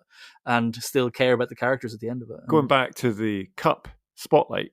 And when I chose that issue, that's the comic that I give to non-Transformers readers well, because and the reason being is because I just love it because they have this idea of what it was, because they think of what we grew up with in the kind of and they always wind me up saying it's to sell toys, and I was like, go and read that. And you know, and it's so different, and the reality is it doesn't need to be Cup, does it really? No. Because the way you wrote that, but it stayed with me. Oh, thanks, Jason. One of the reasons this Cup is because he hadn't been used yet, and like if I was going to pitch something at that stage, Simon was so like deep into the universe. I was like, who hasn't he picked that he's not going to bring in that I can kind of dovetail into this story? And I kind of wanted to do I Am Legend with Transformers, and that was what it was basically. And that's the idea totally of Cup, what I read it as. Yeah, totally. And the idea of Cup being an older robot, you know, you plays into the sort of is his mind going a little bit too, sort of thing. So that's kind of why. But you're 100%. Well, when we did Last Spot Standing as well, like there was kind of I had a story I wanted to tell about the last Transformer, and I kind of wanted it to be Rodimus, and it kind of made sense that it was Rodimus because the youngest Transformer is now the oldest Transformer because, you know, he's the last Transformer essentially. Yeah. But it could have, you know, if Hasbro had sort of said we want it to be Bumblebee, it could have been Bumblebee, you know? So I was kind of, I knew I didn't want it to be Optimus Prime. Like, it could have been Grimlock maybe. That would have been fun too. But I really like that idea. And I still do with other Transformer stuff that might be happening. But even with Earthspark, I love the disguise element of it. I think you mentioned the Sixo in your, you know, when one of the questions you were asked on one of the recent shows was like, what would your ideal Transformers movie be, or how would you like relaunch it? Yeah. And you really leaned into the like they're robots and they're in disguise, and it's been done, but it hasn't, you know. And it's I often think that. I think it has been done. You're right. Yeah, Botbots. Yeah, it's the best. It's the best version. It's the best example. Yeah, it's true. But it has been done. You're right. But it's never been done in sort of very specific ways, and I feel like this sort of espionage thing, paranoia sort of thing. Exactly. Cool. And it's like, you know, the movies are a good example of it, where they kind of did it a little bit, like they touched on it in the first one, and then they just abandoned it in the second one. Yeah, you know? And I feel that's what happens a lot of the time. Is the whole concept just kind of goes out the window, you know. And Transformers is one of those sort of things that once the genie's out of the bottle in a Transformer story, you know, everyone knows about them, you know, so they, you know, once they start kind of hanging out in separate headquarters on Earth, you know, they're no longer robots in disguise. I mean, but I get it, and those lead to very cool stories, though. It's not like those stories aren't my favorite stories, but it's a magic trick that you kind of have to time right, I think, with Transformers. And so a lot of stories that I've written, I really like to work on the robots. And so with the Spotlight Cup thing, there was these zombies that were attacking them, but were they really zombies? No, they weren't. They were the rescue team, you know, but his kind of mind was telling him that they were out to get him. And in Sins of the Wreckers, there was lots of kind of bioorganic Transformers that could disguise their kind of signals and stuff that could literally be on Earth, and anyone could be a Transformer. And even one of the abandoned ideas for Last Stand of the Wreckers involved kind of like body swapping going on, like because like the prison, one of the things in Garrus 9, there was like, you know, they take out their like kind of brain units and kind of store them or whatever, incarcerate them. So there was these kind of empty bodies that were there to be used, and it was going to be like ostensibly an Autobot coming towards a Wrecker, and it's actually a Decepticon has been implanted into the Autobot sort of thing. That's cool. I just love the idea of and in Last Spot Standing as well, there's lots of kind of disguised. I thought that Rodimus has been disguised for however many years on that planet, and kind of the first, you think you're seeing Rodimus enter the planet, and because it's Rodimus shaped silhouette, but actually this covered wagon uncovers itself, and it turns out that that's Rodimus, and it absolutely goes to town on this interloper. I love that EJ scene. Sue. Oh my god! But I felt like a fan reading that scene, Liam. Like, if anyone was down Last Spot Standing, yeah, because EJ Sue is one of those kind of Mount Rushmore guys. Do you know? Like he's the one that, like, he's there's kind of relaunches, like they all of Transformers. They always get, when you think of Derek Yaniger and you think of, I'm going to say the Pat Lee aesthetic, but like let's say Don Figueroa as the Pat Lee kind of example, and then you've got EJ for IDW, you've got Daniel obviously for Skybound, but you've got these like straight out of the gates. This this isn't what you like before, and we're going to set the tone for the new style. Like, so EJ Sue is just one of my heroes for that. So when EJ ended up, I didn't think he was going to be available to draw Last Spot Standing. I knew I wasn't going to have time to draw it, but I didn't think we were going to get like AAA plus list to do it. And amazing. In comics, it takes a while. You write something and it's months before the art is finished or whatever. So I kind of was way into it by the time EJ was sending pages in on issue 1, and it was just like I was getting to see a free little EJ Sue comic made especially for me. That's that's brilliant. Yeah, and it's not a competition either, but like for all the incredible and rightly deserved praise that like the Skybound stuff is getting for the kinetic action, the stuff that EJ Sue was doing in the IDW books, but I have to say, especially in Last Spot Standing, just that the chase scenes and the battle scenes, like he's, if you think you haven't seen it before, maybe it's because you haven't seen it before, but it doesn't mean they weren't done before. It's For sure. Yeah, master at it. It's fair to say we've been exceptionally well served for the last however many decades with Transformers comics in general. I think like so. I think so. I think it's become, in my mind, like it's the real like lineage of the brand in a way. Do you know what I mean? That like a lot of people don't appreciate, but yeah, possibly. But it's definitely the people behind the scenes seem to be dipping. They know it's a well to dip from, and kind of to exactly. Even the likes of Tarn showing up in Cyberverse, and just even the feedback that you get from like people within Hasbro. So like you mentioned earlier, like like Hasbro, like you've got contacts from Hasbro now, and it's through this show, and Hasbro interact with this show, and it's great. And a lot of the time, people who work, like say the people who worked on the comics, we wouldn't have always had any like face-to-face chat with any named people in Hasbro, but it's kind of only like if you end up getting on a call with them for something or other down the line, you realize that like, oh no, we like this stuff, we can prove that we like your stuff, it's like they're not just saying it. It's stuff like More Than Meets the Eye and by the sounds of it, Wreckers has kind of really sunk in with Hasbro, but like like everything else with Transformers, that time is gonna come and go as well. And so I don't want to be people thinking, it's not like I demanded to come on here to talk about IDW, but like it's but my point is I don't. I'm stupidly proud of it and stuff like that. But we do, of course. It's not I'm also stupidly enjoying the new stuff. It's kind of nice to be able to to be able to relate to the toys and the franchise as a fan by listening to you guys. It's one of the perks of not being asked to do anything for Skybound yet or at all is to sort of go, I get to read Transformers once a month. Isn't it pretty incredible though, Nick, that you had such a great career on Transformers with IDW and that has evolved into something else with Transformers in a completely different setting and medium and everything else. It's led to everything. Like it's led to me, sitting up in front of a snooker table on a mattress. Soiled? We don't know. And that's just a snooker table. This is the peak right here, Nick. This is it. Like I got work from Marvel, as a result of it, and I got to work on Scare and Hood as a result of it. And brilliant. Another excellent book. Yeah, well, I mean, when you're finished buying records for people, Liam, I actually get royalties off Scare and Hood. So. I always say it's got some of my favourite covers I've ever seen. Like every time you were posting a picture of the covers, I was like, they're just really beautiful. We got so lucky with the covers as well. The alt covers. I really kind of wanted to kind of have like so Scare and Hood, for anyone who doesn't know, it's got no robots in it. Sorry, but if you're still listening. Scare and Hood is my creator-owned book that was published by IDW. It's me and Chris O'Halloran, an Irish colorist, and it's about a group of ghost hunting parents who go kind of fighting the supernatural while their kids are in preschool in the mornings, but they've got to be back by lunchtime to pick the kids up. So they kind of have to sort of like sideline all their kind of paranormal investigations into the school run basically, and kind of be back for the rest of the day. And kind of a hidden evil is unlocked underneath a school, a local school, play school. And it kind of latches on to one family And so it's about that, but it's also about kind of being an adult and not knowing how to make friends with people, and about like when you kind of go to the school gates and you're sort of like, oh, I don't know how to talk to these people. But because instead of just talking about mortgages or hot yoga or lattes or banana bread, I just don't bother.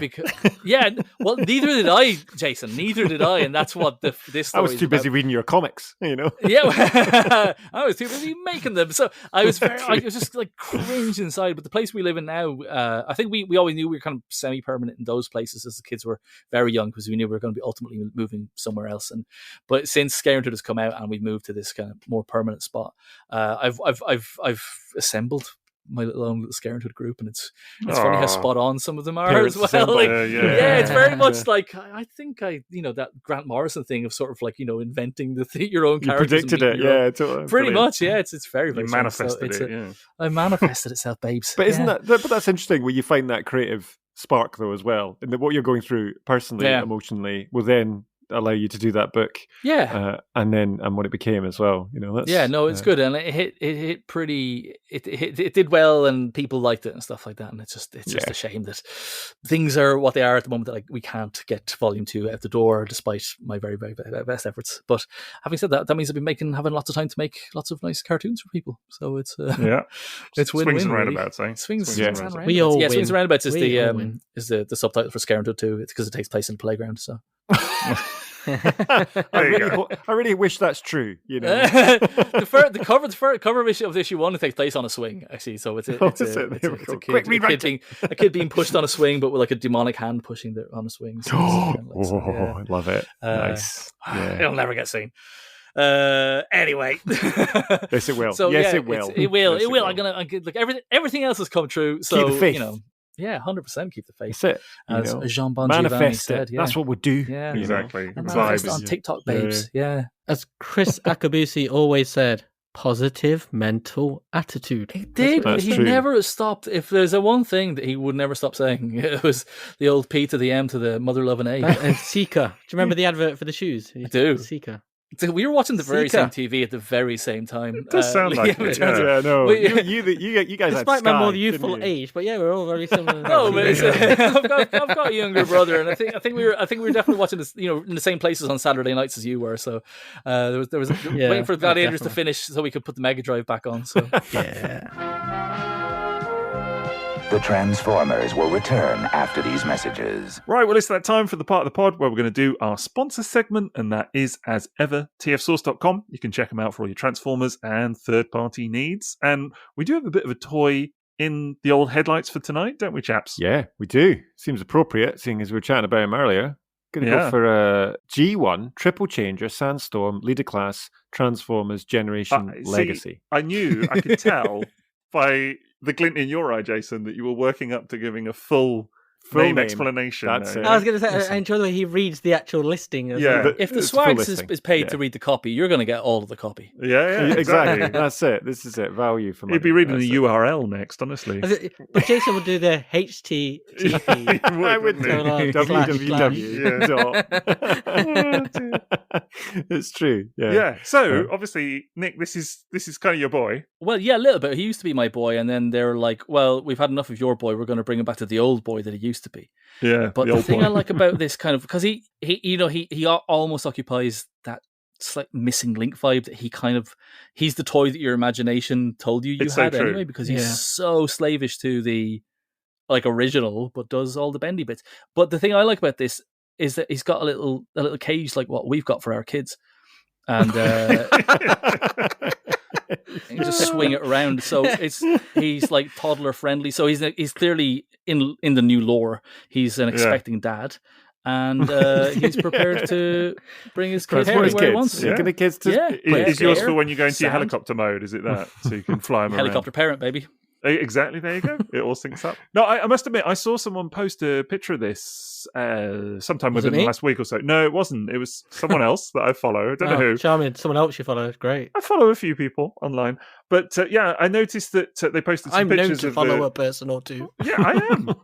Follow a person or two. But I noticed they posted some pictures of one or two of either or the other of the vehicle modes, and I thought it was the G1 toy. I genuinely took me a minute or two to be like, oh, it's not the 1986 toy. It's, The other one. From looking at the product pictures that they have on TF Source, like even the background makes you think that it's got that kind of 1986 background. The photography that they're using is just really slick, that kind of lava background. But it's all that grey rock just makes it's amazing. Honks of 1986 catalog, doesn't it? So it's this guy shooting the galaxy. We've mentioned him before in the pod, and he's a lovely guy as well. He's a really nice guy.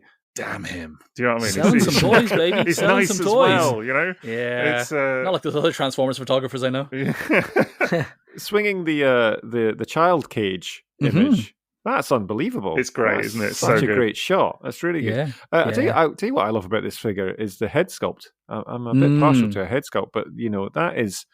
It's not often we're seeing like a kind of face plate. Yeah, toy face like that. Yeah. Exactly. Well, it's like a fusion of the cartoon and the toy, isn't it? It is. The face. Yeah, exactly. Kind of like the cartoon face, but with the mask over a little flat top. It is. I remember realizing it wasn't until I had Sandstorm, G1 Sandstorm in hand in about 2000, 2001 when I first got him. I didn't realize that he had a face mask because he's got a face in the comic books, and all the photographs were tiny of him in the catalog, so I couldn't tell what was going on. So I'm still not quite. Every time I see Sandstorm with a face mask, I'm like, oh, notions.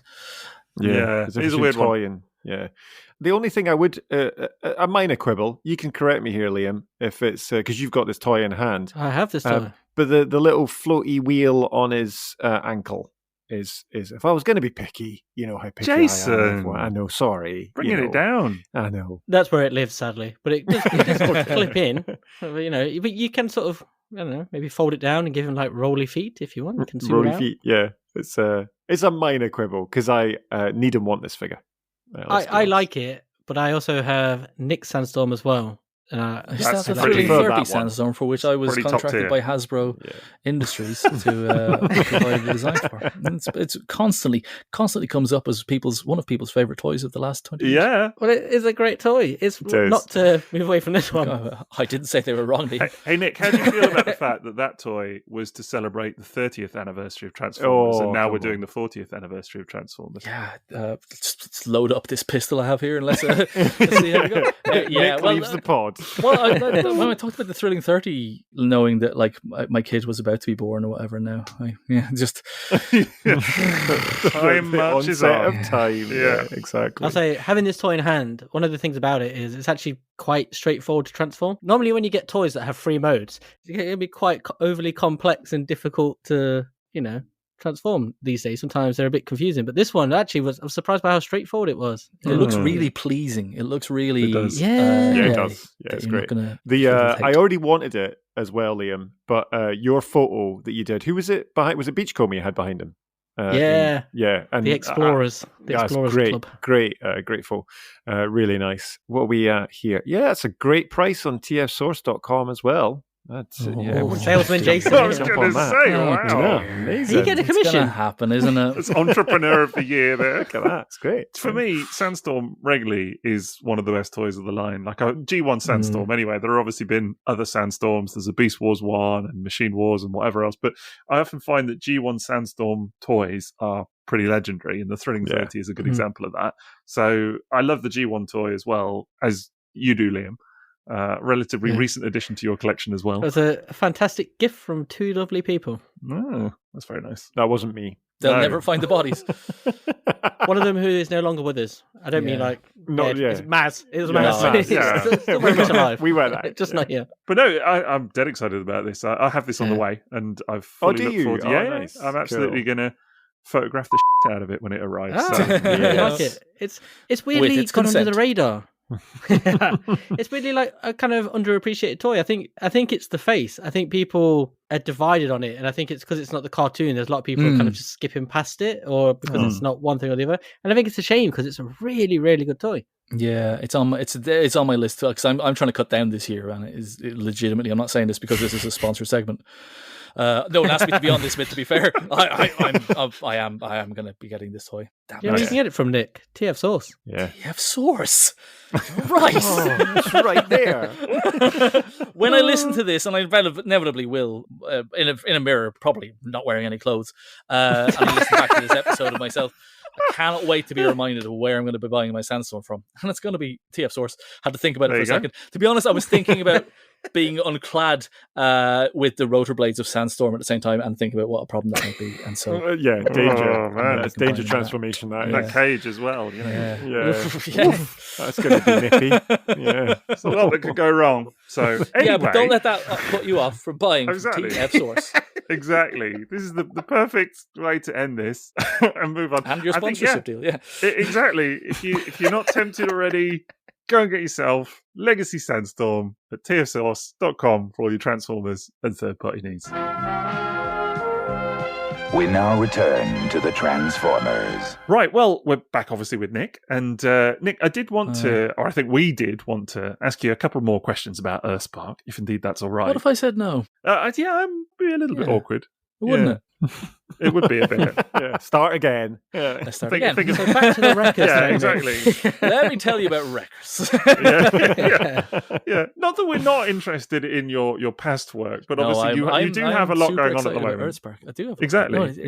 It's a weird one because Earthspark season 2, as we speak, is a week away. Honestly, end of this week, jeepers, away from launching. But it's that season 2 stuff is kind of in my rearview mirror at the moment because I'm kind of working on of course other Earthspark stuff, and it's I can't wait to see what people think of the new one. But it's more of the same. Sounds like more of the same. It's all the good stuff. It's all the interpersonal stuff and all the and I think that's we talk about like Transformers being about being robots in disguise and that being obviously the key element of it. But like if the characterization and the kind of this different situation for each setup wasn't as strong as Earthspark is, it wouldn't have a chance, So yeah, for sure. I think that's one thing that the show's done really well is the characters and all of that kind of aspect of it. And I really like the vibe of the show as well. Like it was funny that you mentioned about like the robots in disguise thing. I know that Earthspark doesn't do that necessarily. No, not quite. Yeah. But what it does do is it has this other aspect that I really like, which is the kind of smaller stakes element 100%. To it. Which, I've said many times, I don't think that Transformers always needs to be. It can be, but it doesn't need to be world-ending, global stakes, where like the universe is it just gives you no place to go, really, Exactly. And and you can be really, it's easy to get like trapped in that pattern of sort of like out Unicroning yourself any given moment. Very much so. I mean, I'm amazed that the movies held off to like number 7 to really. Yeah, when you think about it, this is it. I guess they did bring in Unicron kinda but before that with the Last Night and everything. But it's sort of inevitable that that's where Transformers always goes, and it's nice to sort of have a series that feels like it'll never get to Unicron. Actually, without like turning it back on like my own creator-owned work, Scarenthood available now. Please, God, buy it so it can get made into a TV show. So it's but like that has those moments of like, because that's the thing about like kind of a demon is sort of like showing up like a supernatural presence. That's scary, isn't it? Well, no, it's not as scary as your kind of domestic situation, or kind of remembering to kind of pick up the kids, or kind of like, are you doing well enough? And there's so much of that in Earthspark, and that's what really speaks to me. It really is. Kind of, and I think that's part of being the age I am as well. But like the fan base is that age. We've got like we've got at least another generation below us. Like of our kids, and some people more. And that thing of that family connection and how that can be your whole world. I love that about Transformers. I love that it's done in a Transformers way, and they've got the symbiosis with the humans. To feel they're part of each other instead of we've got to protect the humans, and that sort of thing. So it's I really like that, and one thing I also really respect about any new Transformers media is when it dares to do something a little bit different with this 40-year-old franchise. And I did think that symbiosis element to it was really neat. The whole kind of idea of Terrans, Transformers that grew up on Earth and don't know Cybertron was super cool. Maybe that's a good place to start. I mean, obviously you worked on some of those characters. Was there anything different about approaching them to like more traditional Cybertronians, like Wheeljack and characters like that, or not really? So the Terrans, I only designed like half of them, and I always have to stop myself from saying this because I designed them. I did like the 2D designs for them, but like obviously didn't build the kind of the models and kind of do the finishes. And sometimes there'll be like clearance issues where my design will be approved, but obviously when the 3D guys come in and a shoulder needs to move, they might have to kind of chip off a little bit of armor plating here and there so that they can give the character their full movement. But so my ones were Hashtag and Thrash. where like my Terrans, Jawbreaker and Twitch weirdly were designed before I came on board. They were like, so when I came on board, there was Prime and there was Twitch and there was Jawbreaker, but there was no, and Swindle and Hardtop, but there was no like Megatron or How Thrash. weird. Or, yeah, really strange. Like they'd already kind of, I think they'd done like a kind of a test animation, but those were the characters that they'd used to kind of. The final Jawbreaker or the protoform Jawbreaker? Good question. Actually, could just be. I think he was there early on, and I think it was Angelo that kind of came up with it, their design, and Angelo came up with Twitch's design. I think Twitch, out of everyone, anything I haven't designed, Twitch is the one I'm the most jealous of. Twitch is the one I'm sort of like, I wish I like. As in, I wish everything about her is perfect. And like, she's that's super why I wish that my name was on that exact design. She's the super shape, cool. and what she turns into, and her eyes and her face and stuff. So I really like her. But Thrash too, though. I mean, the two of them sort of really complement no, for one sure, another. yeah. And so you're kind of there's been a few earlier sketches done of Thrash and Hashtag, and so I kind of like brought them to finishes. But Thrash. I'd say Thrash. I think Thrash looks like one of my characters. He almost looks. I think he looks like something I would have come up with more than ACI or something. You know. So yeah, there was nothing really specific, but they did have the protoforms designed for them. So I was kind of drawing to those and then trying to bring them off. And then they had ideas of. So they gave me ideas of the vehicle modes that they want to turn into. So they weren't specific, but they were quite close to them. They try and get into this shape, and I find that's a good way to work with Transformers. Personally, I like it when you're told the alt mode, and you're kind of trying to build the robot out from that. Yes, I think you can kind of do more with it then, and also you kind of know where you're going rather than. And I like doing this too, but it's if you're designing the alt mode at the same time as the robot, you're kind of drawing two separate things and then bringing them in the middle, and you're kind of. That's interesting. Yeah, and it's still it is interesting, but. So those were the first. I think Megatron and Thrash were the first characters that I designed. But I can't remember if we made the recording or not. But like when we get sent reference pictures, a lot of time, so we would be sent reference of the Flame Toys Megatron for it's based on Alex's IDW design for Megatron. I was going to say, you know, so there is a little bit of DNA that comes through there. Like you can see it. Loads and totally, and they're very much like we want, and they refer to it as the Flame Toys Megatron. But obviously. You better, but also you kind of know that, like, well, you know what they're aiming for with this, then, you know. So they kind of see everything, but like I think but a lot of time your guys' photographs show up on our inspo board. It's nuts. Yeah, it is nuts sort of seeing your annoying names up there. So yeah, I think it did make the recording earlier. But if it didn't, just to reiterate, these guys follow me around. Yeah, so that was Megatron was one of the first ones. So that's why he has a little bit of DNA with the IDW. That's interesting, Megatron, really, because they were kind of, and there's other, It's hard to imagine that Megatron as a bad guy in a way. Like he looks so friendly, isn't it? But obviously that was, I'm assuming that was part of the DNA of that was to kind of make him look a little bit more approachable and not. Yeah, a little bit. But I think I designed him. I wouldn't have read any scripts. I knew I had the character description and the kind of like a little bio for what he was, but I think I would have designed him very Megatron-y to begin with, like whatever kind of neutral facial expression would have been a very Megatron facial expression. Yeah, I think. And to be honest, because he was so I it's my face, but I don't know if I did a full expression sheet for Megatron because it was early days, and I think they were kind of just easing me in. Whereas, kind of once from Bumblebee on, I'm kind of doing like full kind of expressions and stuff. So, and then there's the thing as well about how some characters we have free reign to kind of go. Not crazy, but Soundwave, for example, the fact that Soundwave was scripted to be the stealth bomber, but they were very much like, you know, when I wanted to have his head shaped like a stealth bomber, like that, you know, and kind of and really changed the proportions a bit and trying to make him more alien looking. They were like totally cool with that, but with someone like Wheeljack, they were like, we want the evergreen design. They were like, okay, you know, like we don't want this to stray too far from the established what the brand sees as Wheeljack. So, and I always kind of want to get that point in because in case people think, oh yeah, didn't do much with Wheeljack, did you? It's like, I wasn't allowed to do much with Wheeljack. But that's so funny that happened around not a too dissimilar time to like Rise of the Beast, for example, where it's like completely different Wheeljack, like completely alien Wheeljack, you know, that people have kind of adopted as its like yeah, own and that's thing. not the first time that Wheeljack has looked nothing like Wheeljack, Right. you know? Yeah. So, yeah, it's weird. And he feels like he's one of the iconic looking. He's got such a great G1 look. Like he's got such an unusual head. Like so, it's it's great. it's like there's not much you can do to improve on. So barring a few shape choices and kind of proportions, Wheeljack is very, very, very Wheeljacky. So. But then, like RC, we got to do something different with her, and that design is super this cool. muscle car, yeah, she's awesome. Yeah. And I love the fact that she's got proper big sister energy, like so. And massive as well. She's so big in the show. Like, she's beefy. Yeah.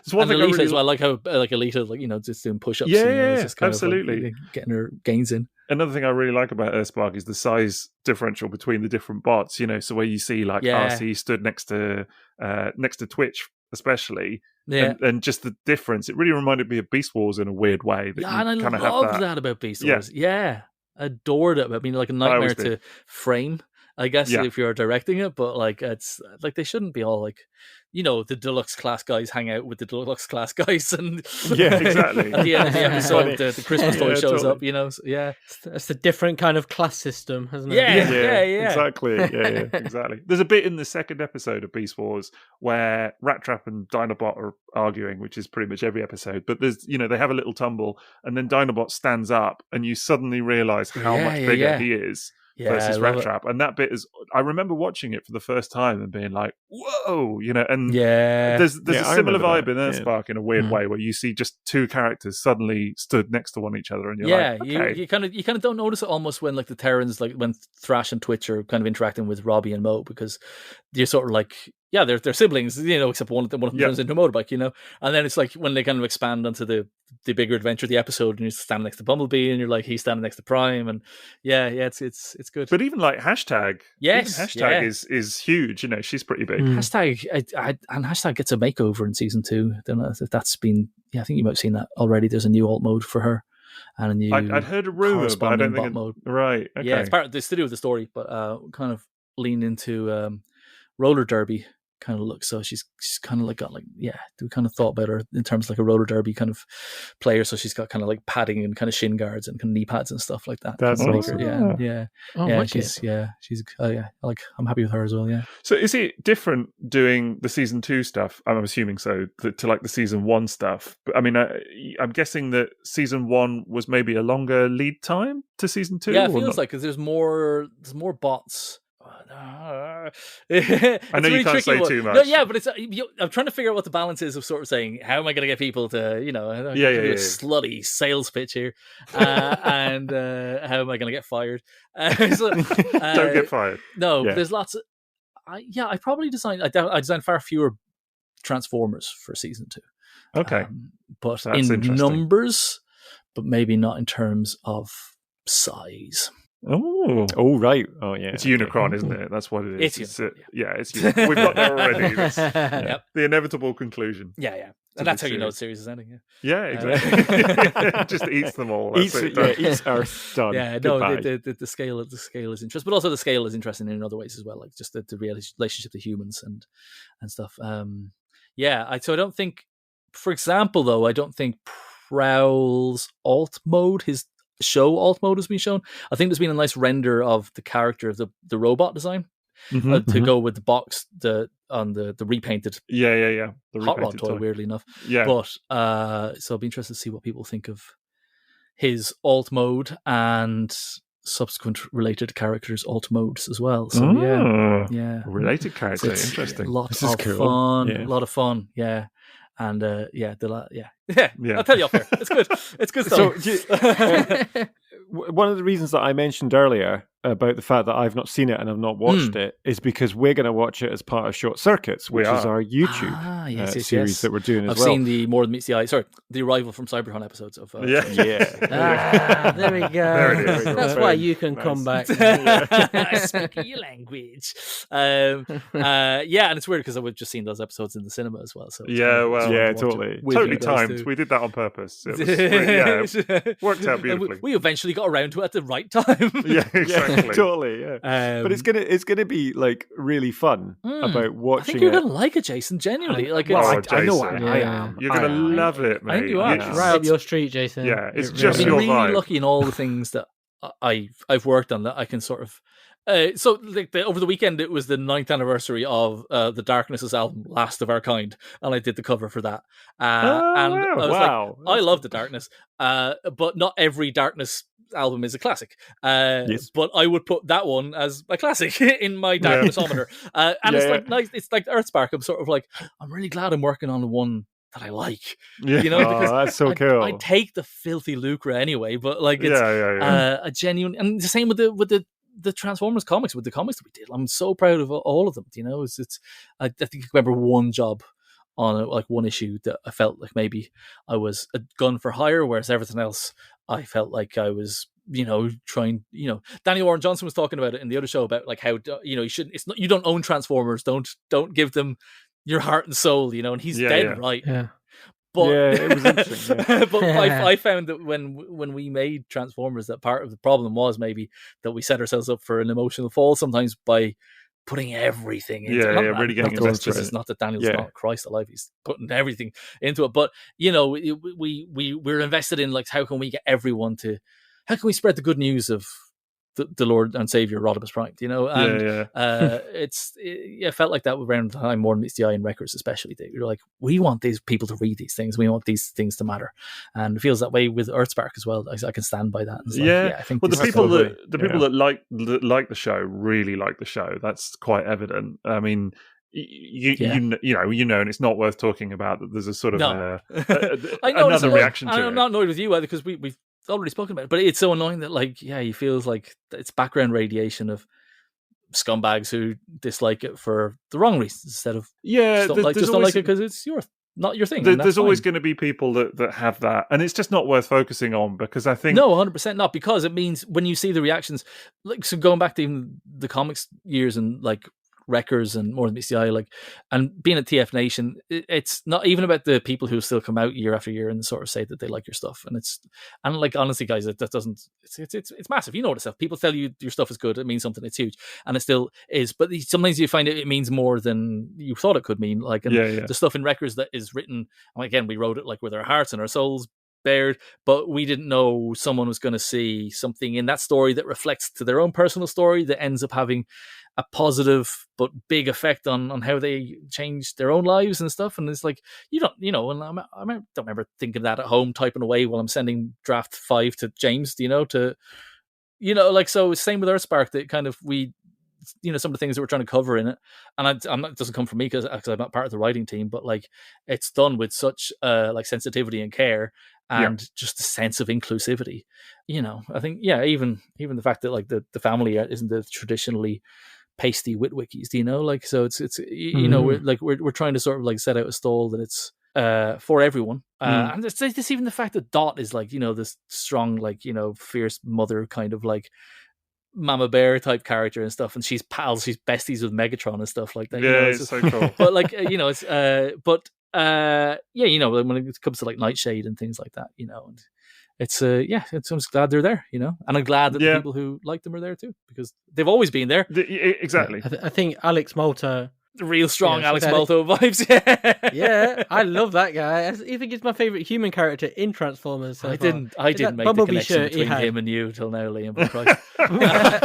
I love that guy. He literally wears his love on his chest in a sort of a vintage print, it's that's true. There we go. Oh, gosh, that is true. They are separated at birth. It's true. I will never unsee it. He's my brother from another digital mother. I can see the resemblance. Just around the pixels there, Liam. So it's the fact that rabid fanboys can be recognized on screen like that in the form of Alex Malto is it's a representation that I felt has been long lacking in Transformers. Exactly. But I think the fact that it is an inclusive show, and again, not to go too heavily down this sort of track or anything, but I think the fact that it is such an inclusive show has been very important for a lot of people, and I think for as much as it has stoked some ire from certain quarters, whatever it might be. Can't buy that publicity we got from Fox News. Well, this is it. Wow, really? Wow. Yeah. Oh. It's the whole thing. Yeah. But wow. It has, I think more importantly, and what's more worth saying is that it has meant a great deal to the people that really matter and the people that love the show that maybe haven't been represented in that way previously. You know, or if they're represented within Transformers, it might have been in the comics where maybe in IDW, it just doesn't get the same amount of exposure and stuff. Do you know what I mean? It's not beamed into everyone's home with a choice. To, you know, you can watch it on YouTube, you can watch on your phone, you can watch it anywhere. But so yes, it's it's important, and and just even the simple, also the real simple inclusivity of like it's a show for the family sort of thing of like and we watch it with the kids, and sometimes that means that we don't get as far into watching it as we want because if we're not all around at the same time, the same pace. My wife watches it as well, but like it's my little girl is 3 now, and she loves it, and my big girl who's 11, who doesn't love Transformers, really likes it, you know, and she likes it because it's a good TV show and the humor's. She loves Alex Malto as well. I think Alex Malto is. Well, you know, I've told you that my soon-to-be 7-year-old really loves it and loves his little Bumblebee toy that he's got. You know that goes around with him pretty much everywhere. So it's good. I really loved like the inclusivity of it because when I was a kid, I'm a brown person, obviously. When I was a kid in the 80s, like. People like me were always like the side characters, and so you kind of what you sort of grew up thinking. It's like other than Brave Star, it's like the only one. So I was gravitating to that show. Yeah, true. But I always remember that as a kid. You always feel like you can only be the side character. Well, I remember my friend and I shouldn't draw attention to his ethnicity, but he was a robotic horse, and he used to love Brave Star for the same reason because it was the only thing that he saw. What did I miss there? You got me there. I'll be honest, like kindred spirit. There hasn't been much since then for him, but you know, but it is true. On a stupider like scale to compare it, I remember feeling the same in the 90s when like Father Ted came out because like it's the first time Irish people weren't like the butt of the joke. Like you know, kind of, it was created by You're not Irish the sidekick. people. It's nice to be the main characters, and it's not the same, Liam. I'm not trying to sort of steal. No, it is. We're not playing oppression top trumps. Exactly. Am I going for Rab C. Nesbitt now? You know. Yeah. Hey, you had Super Grand, Jason. Come on. So of course, better example. Yeah, exactly. It's just nice, isn't it, that you get that thing now for future generations. They kind of can see themselves represented as these characters, and it's just nice. And hopefully in a few years it won't be a thing even worth mentioning on a podcast. I know that's really exactly. sort of that's true. That's the hope, isn't it? Exactly. It just is, and that's it. We are the world. We know when it happens when we finally get a character that represents me. You know, a middle-aged white heterosexual where are you in cisgender male. Yeah. You know, I mean, you just look like every Chris I know. Helmsworth. Evans. I go for Evans. I definitely go for Evans. Well, as in Chris which Evans one? from TFI Breakfast, exactly. Yeah, the wrong Chris Evans. The wrong Chris Evans, exactly. One of the least hateful of Billy Piper's ex-husbands. Right. That's fair point. That's a creds list, isn't it? Yeah, isn't it? Sixo does have a strong radio DJ vibes, doesn't he? He does, yeah. But like I say that about James Roberts as well. He's got like local Tory mayor vibes, and he's the exact opposite. Oh my goodness! He looks like James. I've seen James, and sometimes, and he turns out very, very well. Like I say, this is an absolute scruff bag. So and like it's sort of like I could see that man opening a Village Fete. James is always immaculate. That's what I'm saying. Always immaculate. We saw his library last week when we chatted to him. And his ravages that he had all around cats. I mean, okay. Just to clarify. I thought you meant that he hadn't done his eye cream for the night. Sorry. It's when he turned up with cucumbers on his eyes. I was really confused. So where's the rest of it? Yeah.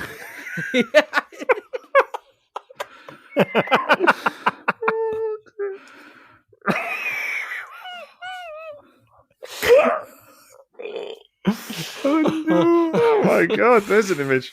That's more than meets the eye. And that eye is winking. God. No. Right. Oh my gosh. We won't be able to look each other in the eyes when we see each other at TF Nation this year, guys, because we spent far too long with each other tonight. But thank you so much. This is it. We'll have nothing else to say. That's it. Let's keep it that way. Yeah. It's been thank you, everyone. Absolute pleasure, Nick, to have you on. I hope so. Amazing. I really appreciate it. It's been a long time coming. Please come back. And it did not disappoint. I've been saving it up. What Honestly, stamina? What stamina for a man my age? Yeah. Oh, you'll be back though, right? You'll come on again. I'm ready to go. Just let me get a glass of water and I'll be... Should we do another one now? Right, yeah. I just need to rehydrate. I can't believe I waited to swear till the very end. I'm so sorry. This has also been one of the kind of surrealist pods that we've done. In fact, it started with the giant objects that made you look tiny, and then there's a cat fight very through. Very trippy stuff. There's a lot of behind-the-scenes stories about this recording tonight. This is the episode that crosses over with Uncanny, so it really is. Yeah. And none of it is going to make it in, and people listening won't know any of the behind-the-scenes shenanigans. We've all been through something tonight, guys. We really have. This is a bonding moment. The cat fight was like, I don't want to ever hear from you any again, but if you call at 3 a.m. to help hide a body, and if it's Maz, I'll help. It's that way now, it's like a Wolfpack thing. Yeah. Exactly. That's the end of credits. Hide a body, and it's Maz. Exactly. Well, Nick, thanks, Nick. It has been an absolute pleasure. Thank you very much. And do come on again. You're always welcome. You are Triple Takeover royalty. Yeah. I cannot wait to not listen to this episode. I really hope, let me know on Nick Roche on Blue Sky and Twitter about what you think of the new Earthspark when it comes out. And if you're waiting for Earthspark, I've also recently done a big stint on X-Men Unlimited on the Marvel app. And lots of X-Force 90s characters in that. And you can also, there's all the plugs in. You can also buy my comic that I've written and drawn myself called Scarenthood, which is spooky and funny and sweary and Irish, or just like me. So yes, this has been genuinely a privilege, and it was way better than I thought it was going to be, and I always knew it was going to be great. So thank you so much for taking the time, guys. Thanks, man. Brilliant. Thanks for coming on. Amazing. All right. I can't believe we didn't even get to talk about X-Men. Well, that's why he's come back. Save something. Save something for the next time. See you at Christmas, children. That would be truly uncanny. He's got to get one in, doesn't he? God, Magneto was right. Yeah. No more soapboxes. Very good. Right, well, I should mention that we do have a sponsor for the evening. That is, of course, tfsource.com. You can check them out for all your Transformers and third-party needs. I'm going to cut to the chase and just say that you can look out for Triple Takeover on all the things as well. We're on social media. Do check us out on YouTube as well and get yourself some short circuits, because we've got a rather fabulous series ongoing about currently the Generation 1 cartoon. But as I say, we have just started on animated as well, and we are going to come back and do some Earthspark. And Jace Wags is going to watch that for the first time ever. He is going to hate it because he is a bigot. My God. Wow. Bringing the wrong kind of vibes. What no one knew about Jason. There you go. Otherwise, what a note to leave it on. My God, I'm literally leaving it there. That's the last thing people are going to hear. And then I'm just going to say goodbye. Always nail the landing. Yeah. Thanks for that, Nick, that bombshell. And we'll catch you next time.